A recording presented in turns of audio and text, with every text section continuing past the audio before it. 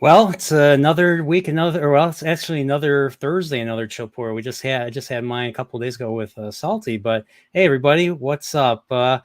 Welcome to CHILLPOREAL. I'm your host, Brian, the Nerdporeal Lifeform, and with me for the first time on CHILLPOREAL, I have Miss Martin Muses. Teresa, how are you? Thanks for doing this. Oh, I'm doing well. I was quite amused by that introduction. That's Yeah, fun. that's my CHILLPOREAL introduction. I do that. It's a theme from a video game I grew up on, and I thought it was just pretty catchy and whimsical at the same time. And it's basically meant to, you know, maybe meant for the guest. This is going to be a good time, basically. Yeah. Oh, fun. I got a question for you. Now, I think the first time I encountered or I came across your name in particular, I think it was on Salty's Tolkien series as a result of Rings of Power and all that. So I'm just curious how you came to be in this neck of the woods. The neck of the woods for the whole Rings of Power disaster Well, community. this community, this community, I guess, me, Salty, a whole Yeah. bunch of us, Well, I think for most of us, it started way back in 2016, 17 with The Last Jedi. And I was searching around because I wanted to vent about how mad I was about that. And I came across Geeks and Gamers back when it was tiny little thing. I mean, I think it Yeah. had less than 5,000 subs. Mm-hmm. And then it just kind of ballooned out from there.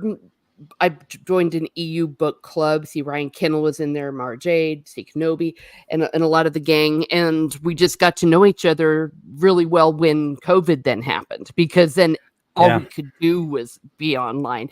And I'm trying to figure out how I found Salty Traveling, because it might have been because Wheel of Time. I did do a Wheel of Time for the rest of us with Lady Gravemaster and Steve Kenobi, and maybe that was it, because he was really killing it on his Wheel of Time videos, because it just turned into another big disaster, and the rest Yeah, is it. it's just like at this point, and I've been thinking about this. I mean, between Amazon, Paramount, Netflix, Disney, um, and whatever else ilk exists in Hollywood, if you can consider that what it is, Hollywood. They just can't keep their hands to themselves. It's like they're Mhm. children. They're children with major behavioral problems. Like just and then they end up messing it up. And then but the thing is, there's no parents to clean it up, or if there is parents, the parents or the bosses just let it happen, basically. And that's kind of how I'm seeing it now. And it's gross. It's disgusting. That's a really good image. I now have this image of a kindergarten classroom, but instead of paper and crayons, you have the finest crystal that's, in your house, that's usually in a special cabinet and kept away only for the most special occasions. And the teacher just gives it out, and then they take their crayons and then they break them, and because they're doing with the art what they're wishing to, and they don't understand it, and so they end up becoming almost, I've called them iconoclasts. Uh, Mm-hmm. you know about that with your background, probably. That was something that was a big Orthodox, deal, very, 8th very, century back in the day. Yeah, very, and very, very orthodox, if you say. yes. Well, it was a big deal. It was a big deal, and we all sorted it out. But yeah, this idea of no icons, and destroying the great art and fantasy is our heroes. They are our great art. They are our, I want to say Oedipus, but he was a bit of a loser. But you know what I mean? Like the great Greek myths. These are our modern myths that they're created, but they have been crafted with so much love and care, and so much of a grounding in what is crying out in humanity, trying to comprehend the 20th century, the horrors of World War I, World War II, and Yeah. how do we deal with this world that's just one big mess. And the way that they would create them, whether you're talking about the original Star Trek, Lord of the Rings, of course, the Master, even Robert E. Mm-hmm. Howard, back in the day, fantasy's a crazy uncle. And I think they know what they're doing. You see, that's the thing. At first I thought, well, maybe they're just ignorant, but when something happens over and over and over and over again, it's not an accident. Yeah, I mean, it's sometimes I think it's I, I s- I still think it's a little bit of both. Like I mean, it's hard. I want to think it is incompetence, but the fact is that they. And by the way, I want to say hello to DJ Play Nice. Thank you for being here. And Gadfly, David, it's good to hear from you, buddy. Good to meet you a few weeks back. So yeah, the whole thing is, I get this gaslight too that he says right here. Like, oh, why do you care so much? It's a fantasy, well, get over it. Get over it. Why are you so upset about it? And you hear this crap, and it's just like when you hear people talk like that, that's when you, at least for me, I basically I automatically dismiss anything they say because they obviously don't care. They don't care. They are obviously not fans. They're just there to troll. They're just there to troll. They're just there to act like there's this thing going around where I feel people, because there's a lot of disdain for a lot of the stuff. There's people that want to fill in that power vacuum or that gap, and they want to act like they're the virtuous ones. Oh, we like this. We're going to give this a chance because we're good people, and we want, and we're better than these people. These people are just negative and all that. Mm-hmm. And that's just, I mean, and it's everywhere. It's in every fandom almost. Like Rings of Power has its fans, and then you have people like Fëanor who are ripping it apart, and then you have people like Fellowship of Fans that are gaslighting their audience, telling and lying, saying it's good. Mm-hmm. Or if they think it's good, then I don't know. Like if they honestly think it's good, then I can't take them seriously as Lord of the Rings fans or Tolkien fans. No. So, Well, because it's a total antithesis to what Tolkien is all about.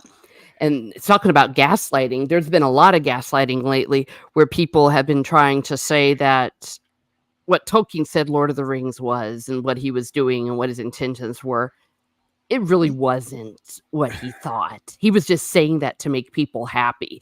And it's like, well, then you don't know J.R.R. Tolkien because yeah, and the then things that he was saying were not things that were popular and then there's in people his era. and then there's people that get into these fandoms, get into positions where they can mess things up, they can change things, Mm-hmm. and people with weird ideologies. I'm like, why are you here? Why do you like this? You don't like this type of thing. Why are you trying to change what other people like? Like, why are you doing this? Are you psychotic? Like, and then you have, and then the management just hires these people and they let them get away with it. Yeah. And Now, I didn't mean to start this off like this, but it's just so negative. Yeah, well, no, it's what brought a whole bunch of us together. Is yeah, sad as it sounds, but hey, got each other now. So, and we could for talk sure. about, and then it's a great way to find like-minded people, good people, in my opinion. I'm very, very cautious about who I have, these type of things with. So, because there's a lot of people that just, like DJ Play Nice says, that they chase trends. They'll attack. They will attack you if there's a disagreement between you or something, or they'll use you for clout or something. So I don't know. I always pay attention to like how people behave on social media and how they behave on live, basically. So if I see any gaslighting, I will not have anything to do with you. Yeah. Well, sad Like I said, truth. I gaslight my audience all the time. I say things, but they don't never believe me anyway. So, Oh, that's funny. Well, I think what a lot of people don't realize is the internet is forever. And while one doesn't want to go about canceling somebody, but I've been in a position, for example, where I'm trying to hire someone for this website. And my job was just to first go and look at their social media. Did they act like idiots on social media? Did they show impulse issues on social media? Like, would they personally attack people, or you know what I mean? there's a difference between disagreeing and like doxing them or something. You know what I'm saying? Acting Or vicious, or acting vicious, acting, you know, a certain way. You kind of wonder if that part of their personality is gonna, you know, come out yeah, when you're working with them or dealing with them. exactly. So it's And like, nope, that's a all the social concern. media. Yeah, nope. Yeah, I'd be concerned. We're not going to have them. And so people don't realize how much that actually happens. So be careful out there, kids. Yeah. Or don't, if you're sitting around wondering why won't anyone hire me, for example, this does travel over into real life, or why won't people bring me on to a certain podcast or something? Well, how do you behave yourself? And no one likes an asshole and no one likes a psycho. That's my motto. Okay. So here's one thing I'm going to bring up. One thing I've noticed about Catholics is that they're not afraid to swear. Like because I've been Orthodox. I've never really been Catholic. I was baptized Catholic, but I've never really been Catholic. Like I went to mass. My family's Catholic. Both my mom and my dad are, you know, Polish. You know, fourth generation born here. Ancestors from Poland, very Catholic family on both sides. And yeah, I was baptized, and I just never ended up Catholic. I've been to mass a few times, you know. I could sing Alleluia, Alleluia. You know, I could sing that, and that's pretty much it. And I mean, I think one time I took communion, I pissed my dad off. I took the wafer, even though I wasn't, you know, confirmed or something in the Catholic Church. So I don't have that sacrament behind me. So I was chrismated in the Orthodox Church though. So Yeah. but I hung out with a lot of Protestants too, people, especially evangelicals, very like, and I have a few friends here in this sphere, you know, that are, you know, Baptists and all that. They don't swear at all. Like it's just like, it's just not a thing. And that's something I've noticed in that particular culture as opposed to Catholics. Orthodox, I don't think they swear. At least I don't think. Well, I would I be think surprised if they did.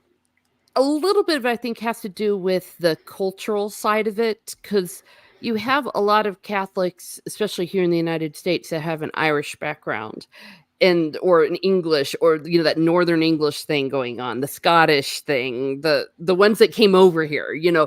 So there's a little bit of that. But I will tell you what you will never see a practicing Catholic do is take the Lord's name in vain. Oh dear, he's trying to get you in trouble. If you were in England, you would now go to jail for 18 months. But that's crazy. That's crazy. Like, yeah. By the way, I was watching on this TV behind me Your Namesake. So be good. You gotta be good to me. Teresa of Avila? No. Nosferatu. Okay. Nosferatu, the Vampire with the Y. That's the 1970s version, remake of Nosferatu, but stars Klaus Kinski as Dracula and everything. It's on the Roku channel. I'm trying to watch it. It's a Werner Herzog film. It is so under budgeted. It's so under budgeted. The music is cheesy. I'm just curious to see the rest of the movie. So, but yeah, that's. You know, what's funny is I've never read the Quran, so I don't know. Only thing I know is that there's Medina, there's Mecca, there's Sunni, there's Shiite, and Islam was founded by the Prophet Muhammad in 700-800. Yes, I said now, AD. Anno Domini. AD, yes, Anno Domini. Well, I'll tell you what. Now you're definitely going to jail in England. That's 12 months in jail for saying Anno Domini. No way. No, because you did air quotes around prophet. Well, I mean, I know, but yeah. Okay, sorry. I'm being a bit of a jerk, but I don't know if you've seen that people have been going to jail over there for things that they've said, and people are like, "That's not like what we do in modern times." But okay, I take responsibility. Yeah, it was all his fault. But no, to go back to the point of contention, probably I shouldn't. I will admit it. But the great sin is to take the Lord's name in vain, to break the second commandment. So you will never hear, like, you know, the name of Jesus or anything associated with the saints. I thought it was okay. Here's a question I have for you. All right, I went. Not only did I grow up Orthodox. I went to Lutheran school, so I had to learn Lutheran catechism and everything. The second commandment is the "Thou shalt not take the name of the Lord thy God in vain." Correct. In the Bible, and I believe in Exodus, and I believe, and I think, I don't know if the Catholics teach this, but the second commandment is "Thou shalt not make unto thee any graven image." Even though it's kind of like almost the same as the first commandment, "Thou shalt have no other gods before me." I was about ready to say, you see, it actually, when you read it through, it's not like it has a number, because yes, I am the Lord your God, you shall know other gods before me, not make any graven images and stuff. That has to do with the first commandment. There will be only one God. The second one is you shall not take the Lord thy God's name in vain, because it wouldn't make sense to have the second commandment be you shall not make a graven image, because God a few chapters later tells the Israelites to make a graven image. So that would make God contradict himself. You were talking about that. You talked about that in your Catholic explaining, and I liked that. I thought that was cool. But what's weird is at the end, it's "Thou shalt." So because the thing is, we had to memorize the Lutheran Catechism's commandments, or we couldn't go out for recess. So that's why it is. That's why it's still with me to this day. But the 9th commandment, if I remember correctly, was "Thou shalt not covet thy neighbor's house." And then the 10th commandment was "Thou shalt not covet thy neighbor." Or no, thou shalt not covet thy neighbor's wife and everything else, basically. So you could have combined 9th and 10th in the same way too. So I don't know. Yeah, well, I'm not to go into the total nitty gritty, but there's different parsings of that kind of covetousness. But yeah, I can see, and you see, that's why. Speaking of the Catholic explaining, shout out, we did the Catholic explaining, me and Odin, Odin's movie blog on Sola Scriptura, because we also don't, Sola Scriptura has some issues, because you can look at the Bible and basically make it do anything you want it to do. I was watching another video. So after yours, I didn't listen to your entire stream. You were bringing up some terms I didn't even know what they were. So I had to, when I was on my way home, I was like saying, okay, I got to look up a video about this and about that. So I looked up a video about just Catholicism. By the way, I want to say hello to Xiao Bai. I'm assuming that's how you pronounce it. First time I've ever seen you. Thank you for being here. There's no modern takes coming out that would be iconic in 20 years. Oh, geez. That's right. There's nothing iconic. Like this stuff, the stuff that comes out now is really meant to be forgotten. It's crap. Like it makes stuff that, and I used to cringe at stuff that came out when I was a kid in the 90s, 2000s, but that stuff is masterpiece. That stuff is gold compared to what they're doing now. Mm-hmm. Yeah, there's very limited imagination. They're just putting out content. Instead of, focusing on writing, focusing on the story. Like if you couldn't get the story right, it didn't go through. Now everything goes through no matter what. It's crazy. Everything goes through. Everything. Like there used to be limits. Like I don't know.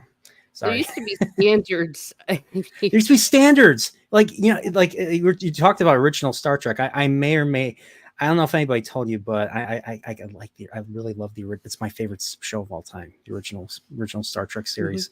Mm-hmm. Oh, nice. And that used to go through, those episodes used to go through like multiple rewrites. Mm-hmm. Like they didn't just write an episode and then throw it into production right away. They had to rewrite so that they could, save money. Basically, they needed to save as much money as they could, so they could produce 30 episodes.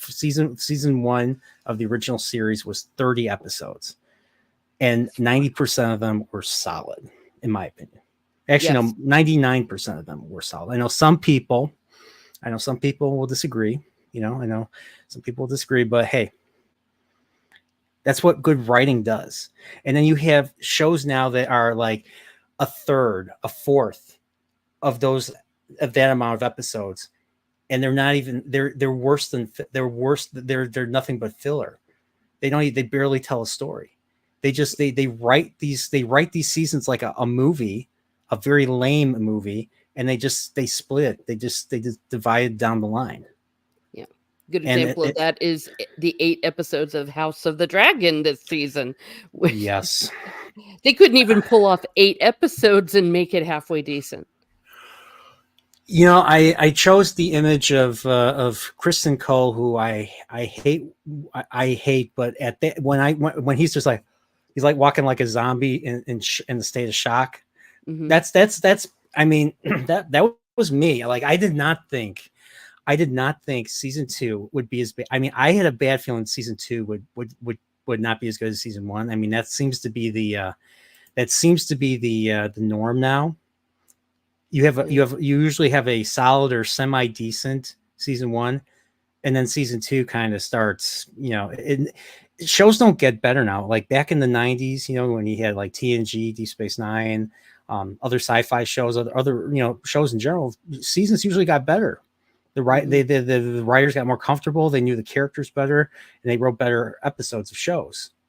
Now it seems to be like the first season's bait to get you to watch, and then they don't even try for the subsequent seasons, and then it becomes content. Precisely. Well, look what they did with The Witcher. Look what they did with House of the Dragon, which was a pretty solid first season, though it did have its flaws. A lot of what we saw happen in season 2 was foreshadowed a little bit in season 1, but since overall they had a beginning, middle, and an end, which heck, even kindergartners know you need to have for a story. It's it worked out fine, but yeah, I don't know. It's really weird, and it seems like it mainly is happening with fantasy because there is some good original material that's happening in other genres that I do enjoy. For example, I love Cobra Kai. I think that's great. Total different world. And kids randomly getting into fights but it's shopping doing what malls it's doing. or in the schools. But yeah, I know what you mean. But it has a beginning, a middle, and an end of each season. And there's arcs, character arcs. Johnny's character arc is why I'm still watching the show. Precisely. And they even say this is a karate soap opera. And so what do? They deliver a karate soap opera. I thought that Reacher was incredibly solid, though turns out that the actor isn't a jackass. I did not like season 2. I like season 1. Oh. Season 2, I kind of zoned out. And then all of a sudden he does something impossible at the end. He's holding on for his dear life, and he grabs like a gurney with his one arm as he's hanging from a plane or a helicopter, I forget which. Mm-hmm. And then that was stupid. Yeah, and then Robert Patrick's the bad guy because it's Robert Patrick. I mean, what else is he? He's in everything. He's like the current day Dennis Hopper. Like Dennis Hopper was like the bad guy in like everything from like 1988 to like 1994 or 95 because several divorces cost money, so he has to take every role he had, including the Mario. He was Bowser in the Super Mario live action movie from the early 90s, which was not for kids, and I saw it as a kid. Yeah. Oh.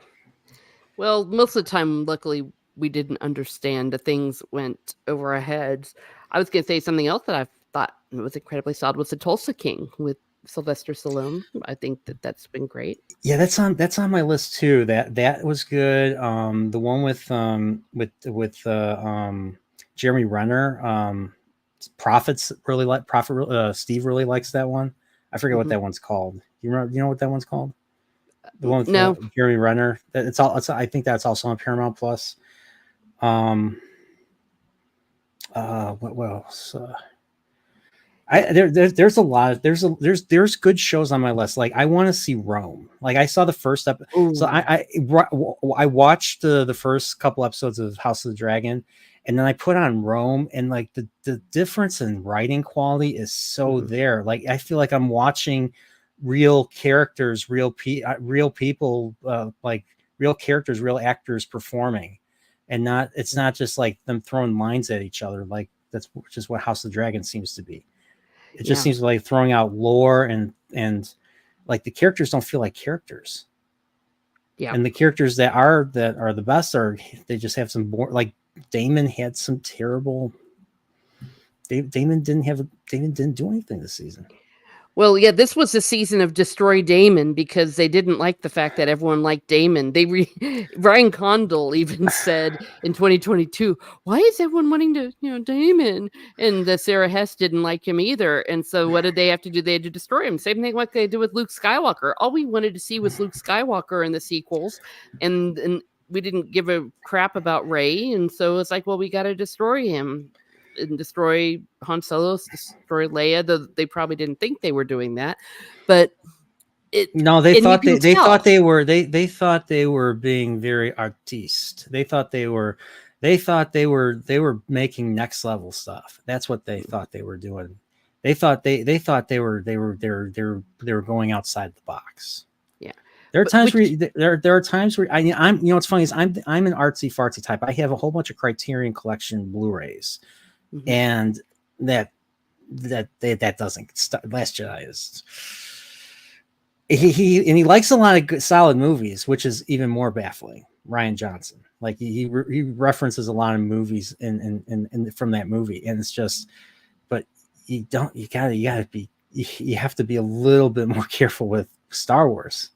Yeah. Especially, I would have rather had him be like they literally copied for the Mandalorian.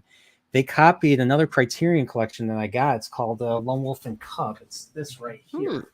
It's this. I mean, they literally for the Mandalorian. So Luke takes Baby Yoda away. I don't call him Grogu. I call him Baby Yoda. It's basically this story is about a father and a son.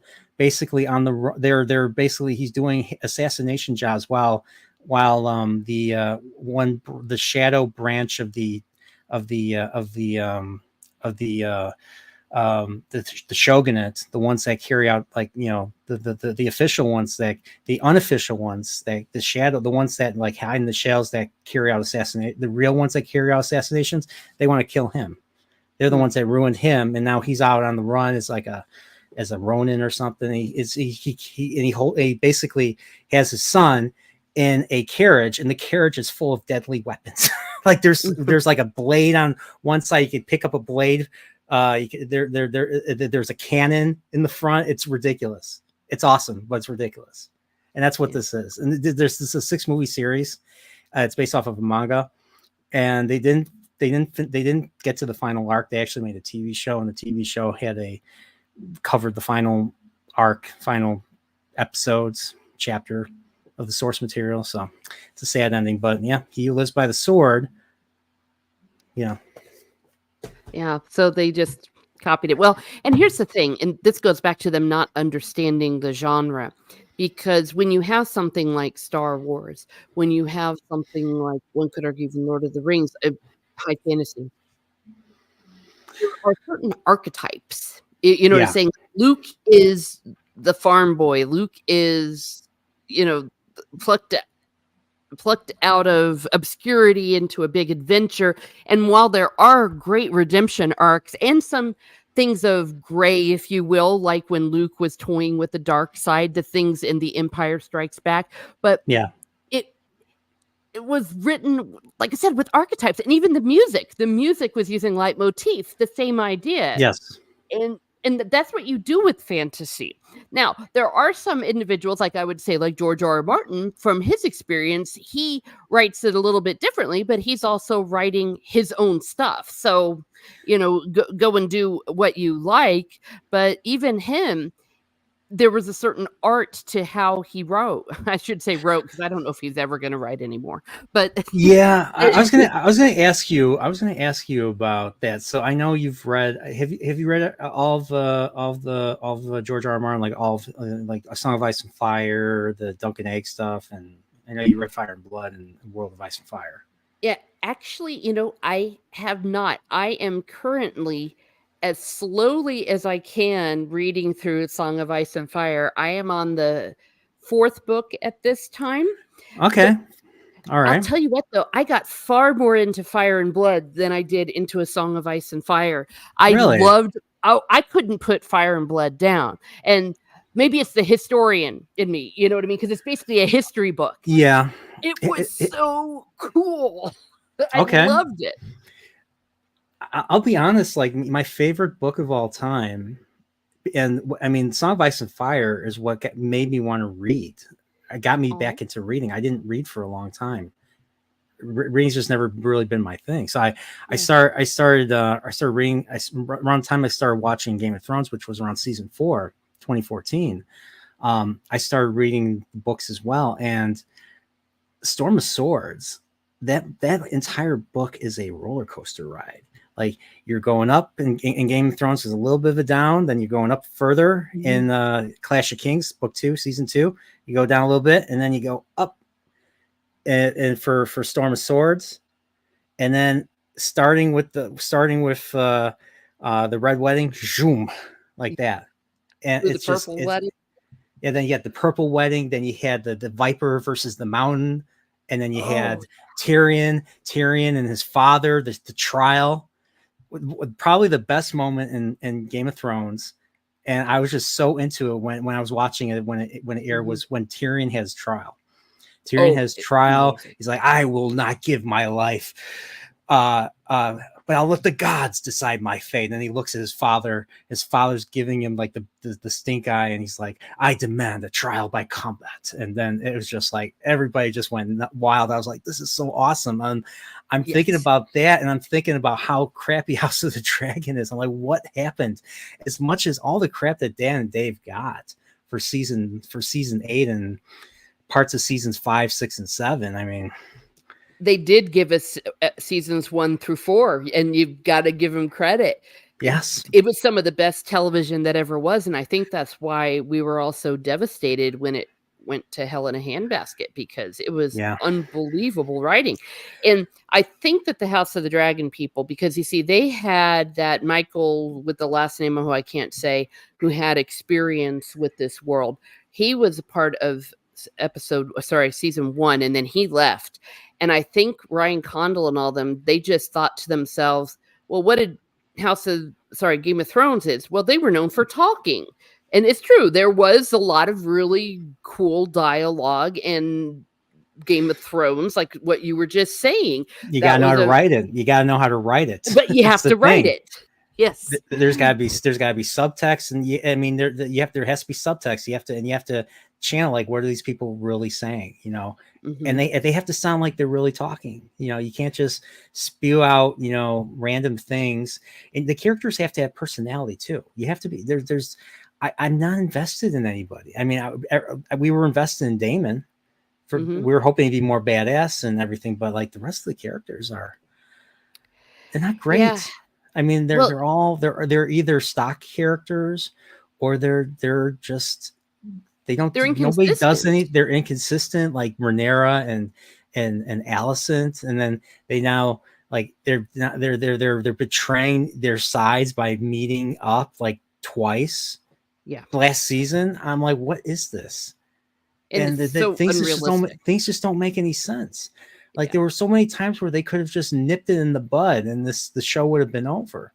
But no, we have to have more seasons, so we have to make stupid decisions. Yeah.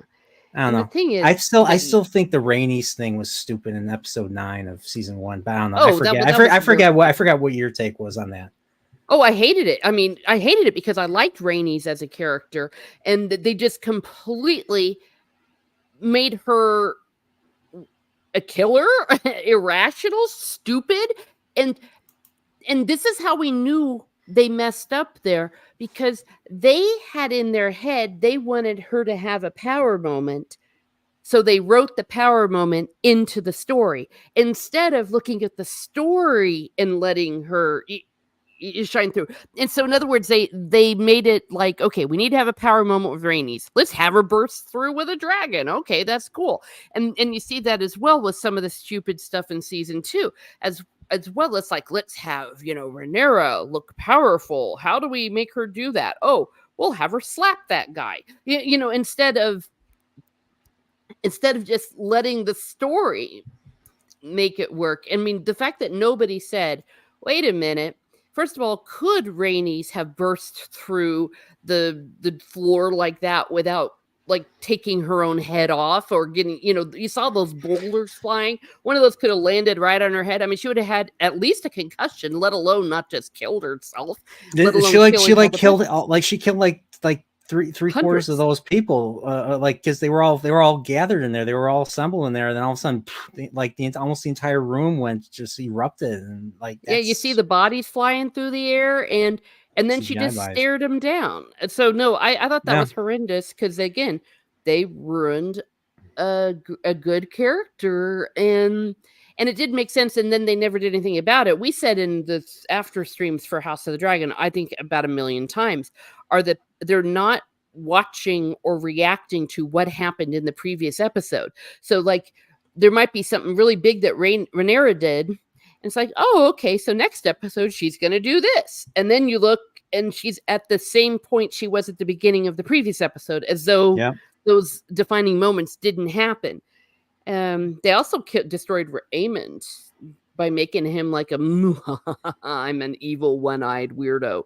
Actually, I was kind of hoping that he would be like Darth Vader in a way. He'd be like it seemed like they were establishing that with him. Like he's just like he's like 10 steps ahead of everybody else. He knows combat. He knows war. He knows philosophy. He knows history, which makes him a credible threat. And he just, even at the end of season 1, I was hoping he would. I mean, as terrible as it sounds, I was hoping he would just straight up murder his cousin. Yeah, because at least that's how Fire and Blood did. But it's because he lost control of the dragon, because apparently that's a plot point in A Song of Ice and Fire that has not yet been established. So here's the other thing, is that they're establishing things for A Song of Ice and Fire. I mean, this also happened in Game of Thrones, especially in the later seasons, especially Melisandre, revealing, Melisandre was actually, like 500 years old or 200 years old or whatever, which I think was supposed to be revealed in the Winds of Winter. Mm-hmm. So there's things, and I think the whole dragon thing that they're talking about with them, us controlling them is a facade and all that. I don't remember that ever being said in Song of Ice and Fire, so I'm assuming that's something that's going to be revealed at the end. Yeah, we do know that George R. R. Martin said he would be revealing in Winds of Winter about who can ride a dragon. That was a point, because there was always a question about Nettles. Like, was Nettles actually of Targaryen blood, or wasn't she? And she was able to ride a dragon. So this whole idea, or some of the insecurity that you were having Jace show, is like, they're going to think anyone can ride a dragon now. This is apparently that it will be addressed in Winds of Winter, but of course the way they did it in House of the Dragon was stupid. So yeah, I'm with you. I'm with you, David. This right here, like I like how like they're giving, like, she gives them food, but at the same time they were responsible for blockading King's Landing. Yeah. So why would they? Yeah, the rat catchers. Yeah, well, the rat catchers were doing bad stuff. What can I say? One of them murdered a kid. So I mean, they went medieval. Yeah, and this whole everyone hating the fact that the rat catchers were killed, that wasn't a thing either in the source material, because that happened all the time. I mean, they had people that like were pickpocketing things. Remember, they even showed that in season 1. Daemon was going around chopping out tongues of people and cutting off hands and all of that in Flea Bottom, and no one resented him for it. He was a hero because they don't, it's just all so contrived. But I think what it boils down to is the fact that the writers don't seem like they understand fantasy, because we looked before the stream started at Sarah Hess, for example, who's a big influence on this, that she doesn't have any fantasy credits or sci-fi or anything like that, that she has a lot of episodes of House and I think Deadwood and Orange is the New Black. So she's like a drama writer, and she's not a fantasy writer, and you can tell there's just this feel that they don't know the world that they're living in. Yeah, I mean, this is the problem. I mean, other people have pointed this out, but like a lot of writers now just have very few writing credits to their name. Now, I haven't watched House. I've heard nothing but good things. House is one of the shows that, heck, even Steve, Prophet, recommends. But like you said, it's drama. And they hire people from other shows. I've heard, like, people from Rings of Power. They hired somebody from Better Call Saul or something. I love Better Call Saul, but that's not fantasy. I mean, if you can write a compelling story in a fantasy world, then sure. But I mean, but you got rights. But the thing is, you're stealing someone else's, you're touching somebody else's property. Like I said before, these streamers, these services, they're like freaking kids. They can't keep their hands off of things, and they're touching things, and instead of making it better, they're making it worse. They're lowering the value because they're pooping on their hands and they're smearing the crap all over the property. And I'm sorry to use such a crude thing, but that's pretty much what it is, and it all smells. Yeah, it's despicable. But one could argue, because look at what Benioff and Weiss were able to do in seasons 1 through 4 of Game of Thrones, for the most part, almost flawlessly. They were able to pull it off even without some of their background, because they used the source material as their guide. And they liked it. I mean, Martin himself, like he kind of had, they met with him, they had dinner, and Martin asked them a question. He literally asked them, because they read the first, I think, 4 books. He asked them who's Jon Snow's mother, and they knew right away. They figured it out. So they were obviously really into it. The thing I think they should have did, and they said this in the season, especially in the season 1, in the season 1 special features, because I had the Blu-rays. I had Game of Thrones seasons 1 through 7 on Blu-ray.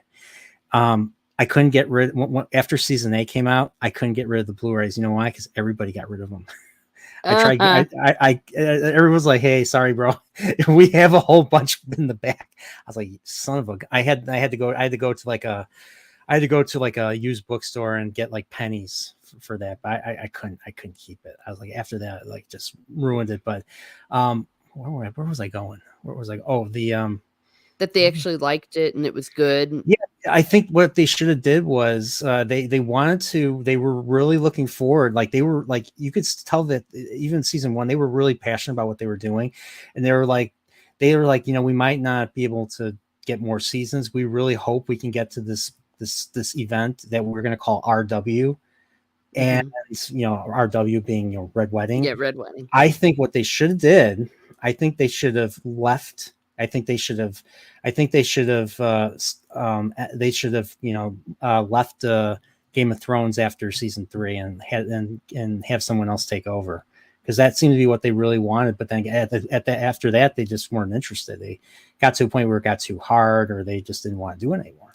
Yeah, or things started going to their head and they decided to do their own thing. That too.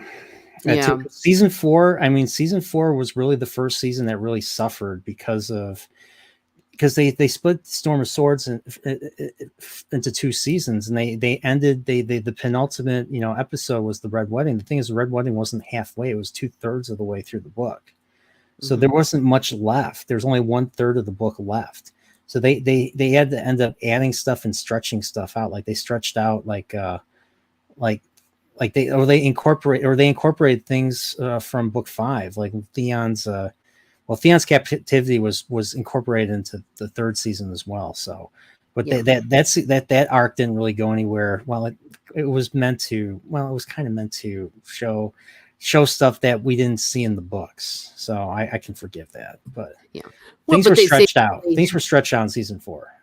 Yeah, but then they really went off the deep end, because they still had a lot of material from not Storm of Swords, rather Feast of Crows, and I was told from Dance of Dragons, but they decided not to do it. Like, they decided not to do Lady Stoneheart. They decided not to do the Dorne story. Even though I haven't read them yet, I know all about it. It's impossible not to be spoiled by these things. You know what I think is going to happen? I think what's going to happen with Lady Stoneheart is kind of what they did with Lord Dondarrion or something. Because in the book, Lord Dondarrion is dead. Lord Dondarrion gave his life force and reanimated Lady Stark as Lady Stoneheart. So I'm assuming Lady Stoneheart is going to somehow end up in the north or something, and she's going to be killed by White Walkers or something. Because I still think that the foreshadowing from the first book, because I know they made a lot of changes. I think originally they were going to kill. She was supposed to stay in Winterfell, and then flee with Bran, and then she would be killed or something in the north. Well, obviously they changed that. She ended up staying south. She went south, and then she stayed south and all that. And everything. But I still think they could still. I still think that he's going to try and match that foreshadowing if he ever finishes. If he ever finishes The Winds of Winter, or may actually Dream of Spring. Mm-hmm. I mean, I remember there's one channel that actually thought he was going to make an 8th book, but this was back in 2015 when that was when Dance was only 4 years old. Now it's now it's 13. Like, kids who were born that year are teenagers now, and people who are coming of age, who are already of age, were like 8 years old back then. Like, those little kids in Game of Thrones are adults now. They're like 23, 24 years old. It's hard to believe. Yeah, they're married and have children. It's ridiculous. But again, that's a good example, though. If you don't know what you're doing, or if you adapt the material is good enough that it'll work. And if they had hit the beats, I did a whole thing about this. If they had hit the beats in the book for season 2 of House of the Dragon, it would have been just fine. But they decided, no, we want to see Alicent and Rhaenyra. We want this to be a story about Alicent and Rhaenyra, which it's not. We want to add this. We want to add that. And so they didn't hit the beats. No, they didn't. They should have just went. They should have just went with like major events, just showing major events, and just have a handful of episodes and just do like 2 seasons, and that's it. I don't know why. Yeah, like they created this narrative that wasn't there. That wasn't there, and they thought they could do good, and they didn't. Well, it's not true that it's not stupid. There. It's stupid. They made the choice to have Daemon have all those stupid dreams instead of doing what he was supposed to be doing things at the Battle of Burning Mill, gathering the banners. That they instead gave it to all these other characters. So that was their choices, and all of those visions.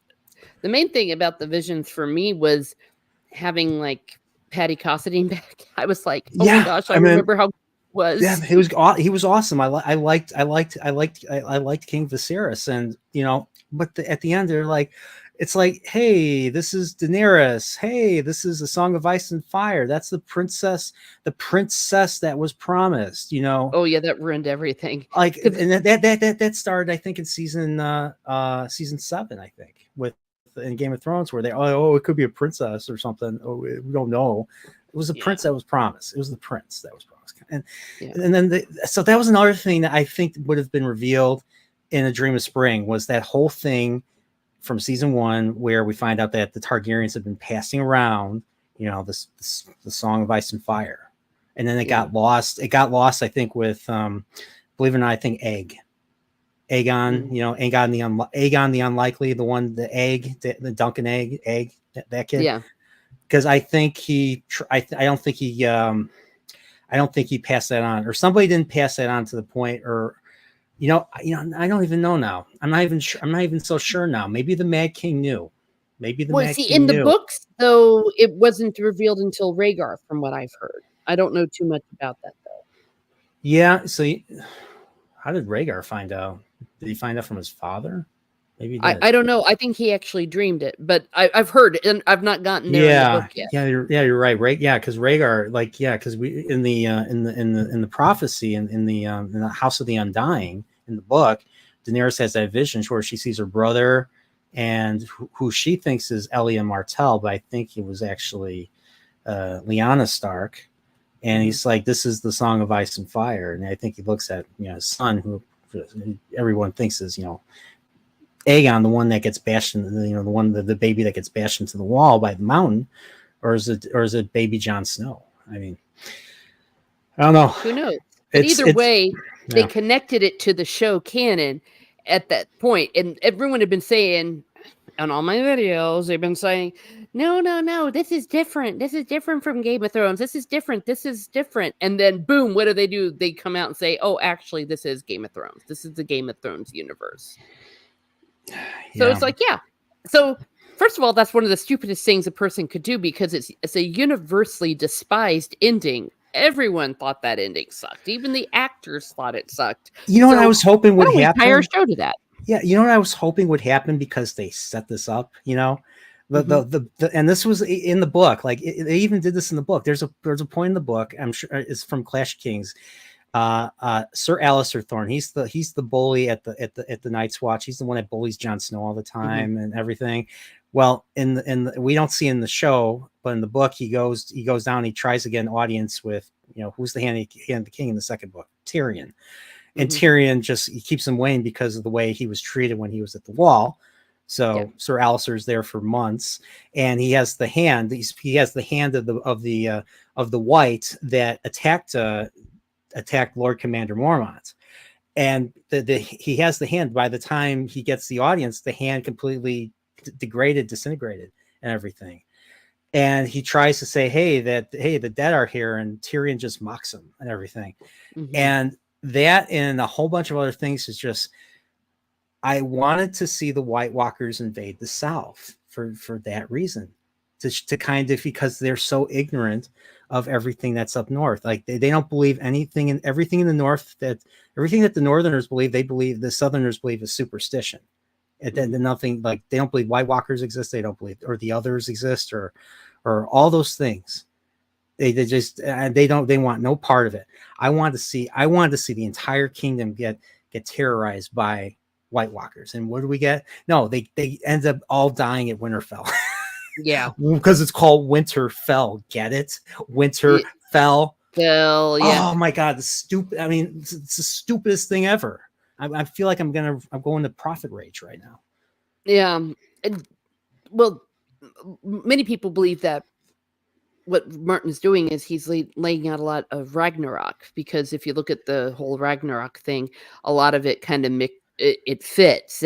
It's almost an apocalyptic kind of a story that while this stuff is going on, there's actually the end of the world is what they're facing. He has borrowed a lot from the Wheel of Time. I don't know if you said you're on the second book now. Have you learned about the last battle? Because I think the second book is where they first mentioned the last battle. I don't believe so. I'm at the part where they're still getting over to the Aes Sedai place. I'm within the first 200 pages, but that would make sense with Robert Jordan's sensibilities from what I know of him. So there's a lot of, there's a lot of referencing Wheel of Time in Song of Ice and Fire, like the obviously the ruby dagger in Eye of the World that Matt gets. I would say the Valerian dagger in Song of Ice and Fire. It's not as important in the books as it is in the show. They make this dagger so important in the show. It was just in a single chapter. It was just in the first book, and then we learn a little bit more about the perpetrator in the third book. Basically, it was Joffrey. Joffrey was the one that sent that little cutthroat to kill Bran and all that. And he found it in his dad's shed or something, or it was just no big deal. It was just there. It wasn't this big fancy. But the same idea of the South was in the Wheel of Time. What the Southern kingdoms in the Wheel of Time were ignorant to what was going on up north or in the borderlands, as they put it. So Saldea, as the audiobook narrator say, Saldea, Feldara. I think it's Feldara. Yeah, Feldara. Arafel, I forget the other. I don't even remember. I don't remember the names of the Wheel of Time provinces because I don't think they're as interesting as the Song of Ice and Fire. I'm more interested in the world of the Song of Ice and Fire than Wheel of Time. But the second book is excellent. I strongly suggest you keep reading it. It's so good. I don't think it's quite up there with Storm of Swords, but it's up there. I think it's up there with the first Game of Thrones book, maybe even the second book. Everything. Cool. So and that's the thing is after the second book, it doesn't feel, it doesn't Robert Jordan does his own thing. And I know a lot of people love what Robert Jordan did. Second book, I thought was fascinating from beginning to finish. The fourth and fifth books had good parts to it, really good parts to it. But I think there's parts that, this is just me. You might feel totally different.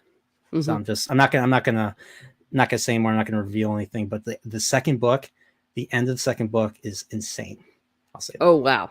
Yes, and it's the second book is literally iconic. Like it's the there's a point where something like a holy moment almost happens. I'm not gonna say what, and everybody draws pictures of it like the icons in the Orthodox Church. At least that's how I envisioned it when I read it. So one thing that I ran into someone that was listening to the audiobook for Wheel of Time, and they say they're really interested in the series because of all the references to religion. So I'm curious. I'm curious what other religions, obviously besides Hinduism, they reference. Obviously, they reference Christianity, Catholicism, I think, to a degree. So we'll see.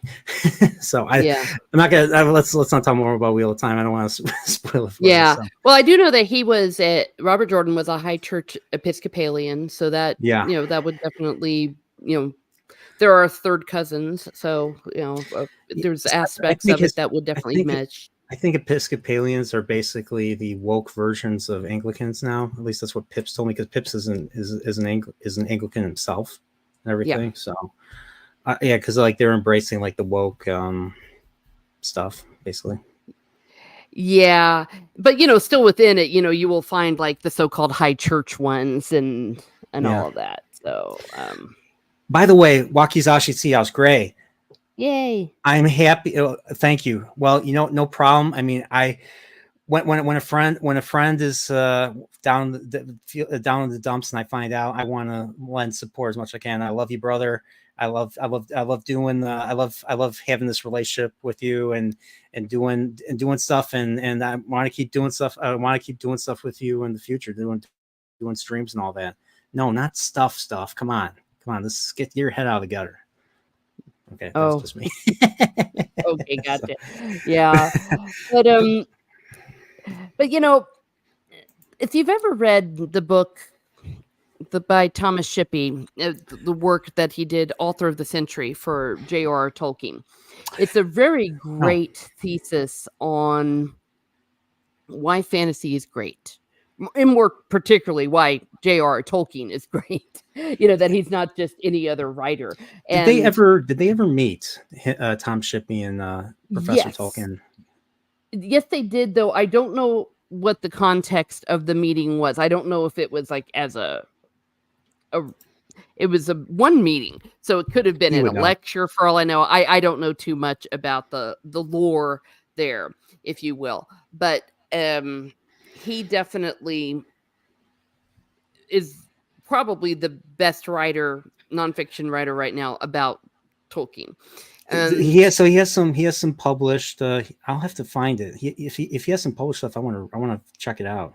Oh, Tom Shippey! Oh my gosh, does he have some stuff published? A lot of it is his lectures, collections of his lectures put in written form, but definitely Author of the Century, he had a big point to make because so many people were having hissy fits, the snooty people, about why would J.R.R. Tolkien be the author of the century, and he basically proves, if you will, I mean, that he is a great literature. I mean, everybody probably knows this, but he said, the reason why J.R.R. Tolkien is so distinct is because of the amount of depth. That was the key word, depth, that the Lord of the Rings had. So, I definitely need to. Yeah, and the fact that they fired him. I forgot why they fired. Fane, or if you're still here, why'd they fire Rings of Power fire? Well, because they're stupid. Well, you probably wouldn't go along with their crap. Well, I do believe that the official reason is he revealed, maybe before they wanted them to reveal, that they weren't actually basing it on the Silmarillion or something, because he did an interview with a German fantasy magazine or something where he said what we all know now was that they didn't have the rights to it. So I guess he had said something of that effect. So that was their excuse to get rid of him for breaking, I guess, an NDA. But I'm sure they didn't want him around because I think that they thought, you see, this is a very good example, those two dudes, of hubris, because they just thought, oh, we'll just put Lord of the Rings on it. We'll just write this and then yay. And then we'll bring on all these scholars who will say that, yay, we love it too. And then we'll be just like Peter Jackson. And they don't realize that that's not how it works. Yeah, just like getting people, getting big names to say that this is good, just so that they can gaslight the audience. You're not fooling anybody. No, you've lost the trust. You've lost the trust of the fan base. You've lost the trust of the people. And I mean, I'll never trust. I'll never trust. I mean, you tell someone to tell me it's good, I'm not going to believe it until I see it. I mean, it's not. I want to believe it's good, but I have no reason to believe anything unless there's proof, or if I see it for myself. And that's just kind of how it is. Yeah, and they didn't understand the depth of the work. They thought, oh, we just need to show elves, and we just need to do some things with rings and things, and not people just will elves, watch it. just Because they didn't understand. Again, they didn't understand the work, that it's not like you're just adapting a fairy tale, and actually that's an insult to fairy tales. It's like, listen, you can't just slap the name Lord of the Rings on. It's not just elves, hobbits, and Gandalf, and Sauron, and a few rings. Sauron? Who's that? Oh, Sauron. Oh, not Sauron, of course. Not Sauron.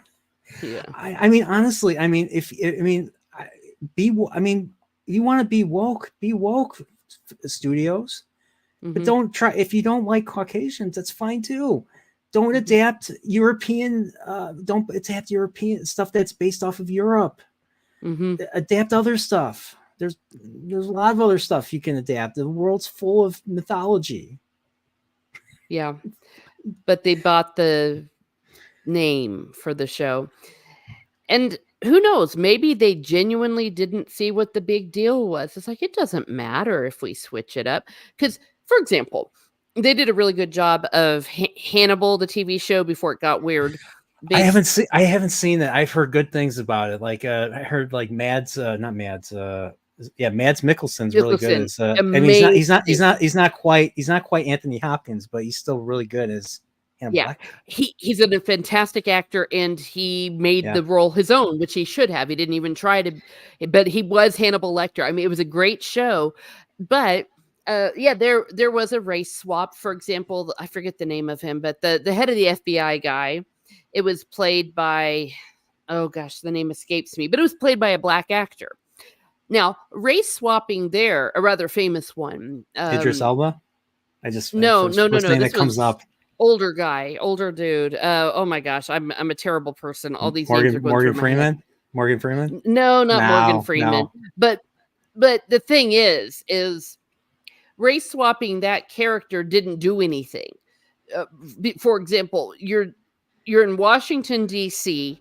in the 2000s, and if you decide to have this guy who is kind of over the FBI, and he was kind of white in Silence of the Lambs and probably written as white, it doesn't matter the race swap there. Yeah. But when you do that with fantasy, or in things, for example, that happened in the past, like they recently did that with Sense and Sensibility, believe it or not, Jane Austen, and it's like, they did it with Cleopatra, they did it with Anne Boleyn, with real characters, but it makes sense, real people, I mean, you would see a supervisor in the FBI, and you see it today in Washington D.C., you'll see a black guy, you know what I mean? It's not like it doesn't matter if you do that, but you cannot with like now I'm sure people will try to justify, like, let's say Star Trek, for instance. Somebody will probably try to justify, if they ever remake, he already did remake it with the original cast with Captain Kirk. Imagine if they decided to race swap Kirk, and somebody complained about it, they'd be called, all the names in the book. But if you try to race swap Captain Sisko, who was Deep Space Nine, who was black, into a Caucasian or something, then it's bad. Then it becomes bad, because and that's where it is inconsistent. Yes, the term that rhymes with acist means power apparently now. That they changed the definition because on a whim, because to suit their thing, you know. Mm-hmm. Yeah. So, but if you're in a fantasy world, in a Tolkien world, where you've got like a band of hobbits or whatever the hell they're supposed to be, Harfoots. or what did they announce now? Let me wait. I'm gonna look. Oh wait, did they change it again? They announced like another Hobbit. I think. Oh, for crying out loud! Rings of Power, season 2, Hobbits or whatever they are called. Yeah, but like in that little band of weirdo hobbits, and they were weirdos. weirdos. The Stores. STOR. Oh, the Stores. Oh, for crying out loud! That's a whole other. Oh, don't even. But yeah. So if you've got a nomadic people without a lot of contact with other people, you're not going to have a white person, an Asian person, a black person in that same little area. It will be homogeneous. Yeah. Choose one, but it would be homogeneous. It's not like New York City, where they're going to have all this mingling. And so it does matter in fantasy. In the Wheel of Time, like the Two Rivers is isolated from other parts of the world. So you're going to see people of particular features. Rand al'Thor is the one that is different because he's like 6'6". He's got red hair and gray eyes, whereas everybody in the Two Rivers has pale skin, but has brown hair, brown eyes, and is probably, is shorter, and they're shorter. So yeah, and then all of a sudden, like they made it a melting pot in the Wheel of Time series. Yeah. And it's just like you're just like, am I supposed to believe this is? I mean, this is supposed to be a fantasy, But I guess that's wrong. I guess UK would. I don't know. Arrest you for 18 months for that. Yeah. Yeah, it's a good thing I don't live in the UK. Yeah. I'm not going to the UK anytime soon. Oh, I know. I mean, it's wild, but Jeannie Mac. But that's the world that we live in the world that we warned about. It's funny. It's funny that you say that because I've been listening to the Genesis song "Land of Confusion." This is the world we live in, and these are the hands we're given. And I'm just like, wow, that song is that song is too relevant because Phil Collins has the nerve to say, "My generation will do it right, we'll put it right." No, you didn't. You guys made it worse. They were the ones that made it worse. Yeah, they brought in exactly what they claimed they were fighting against. It's like, Jeannie, it's like living in a dystopian world. And the problem with these shows, by doing so, what they're doing is they are taking us out of the world building. They're taking us out of the show by making it, quote unquote, look more like our world, if you will. It's like, well, okay, if you're doing a show set today in New York City or in America or basically in many parts of the West, that's one thing. But when you do that in a fantasy, all that does is it dilutes the realism, if you will, that we feel. You have to really feel like the world you have is a real place. Like, it's as real as Earth. Like I said, that Middle Earth is Earth, in a mythical, past. Yeah, it's a reflection of our past. So, I mean, and that's why people are speaking out. Now, if you could, I haven't read any Brandon Sanderson, but I could see like, modern fantasy,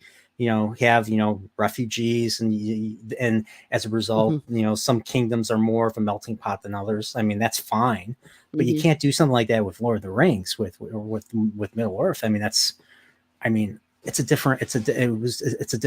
It's supposed to represent, England.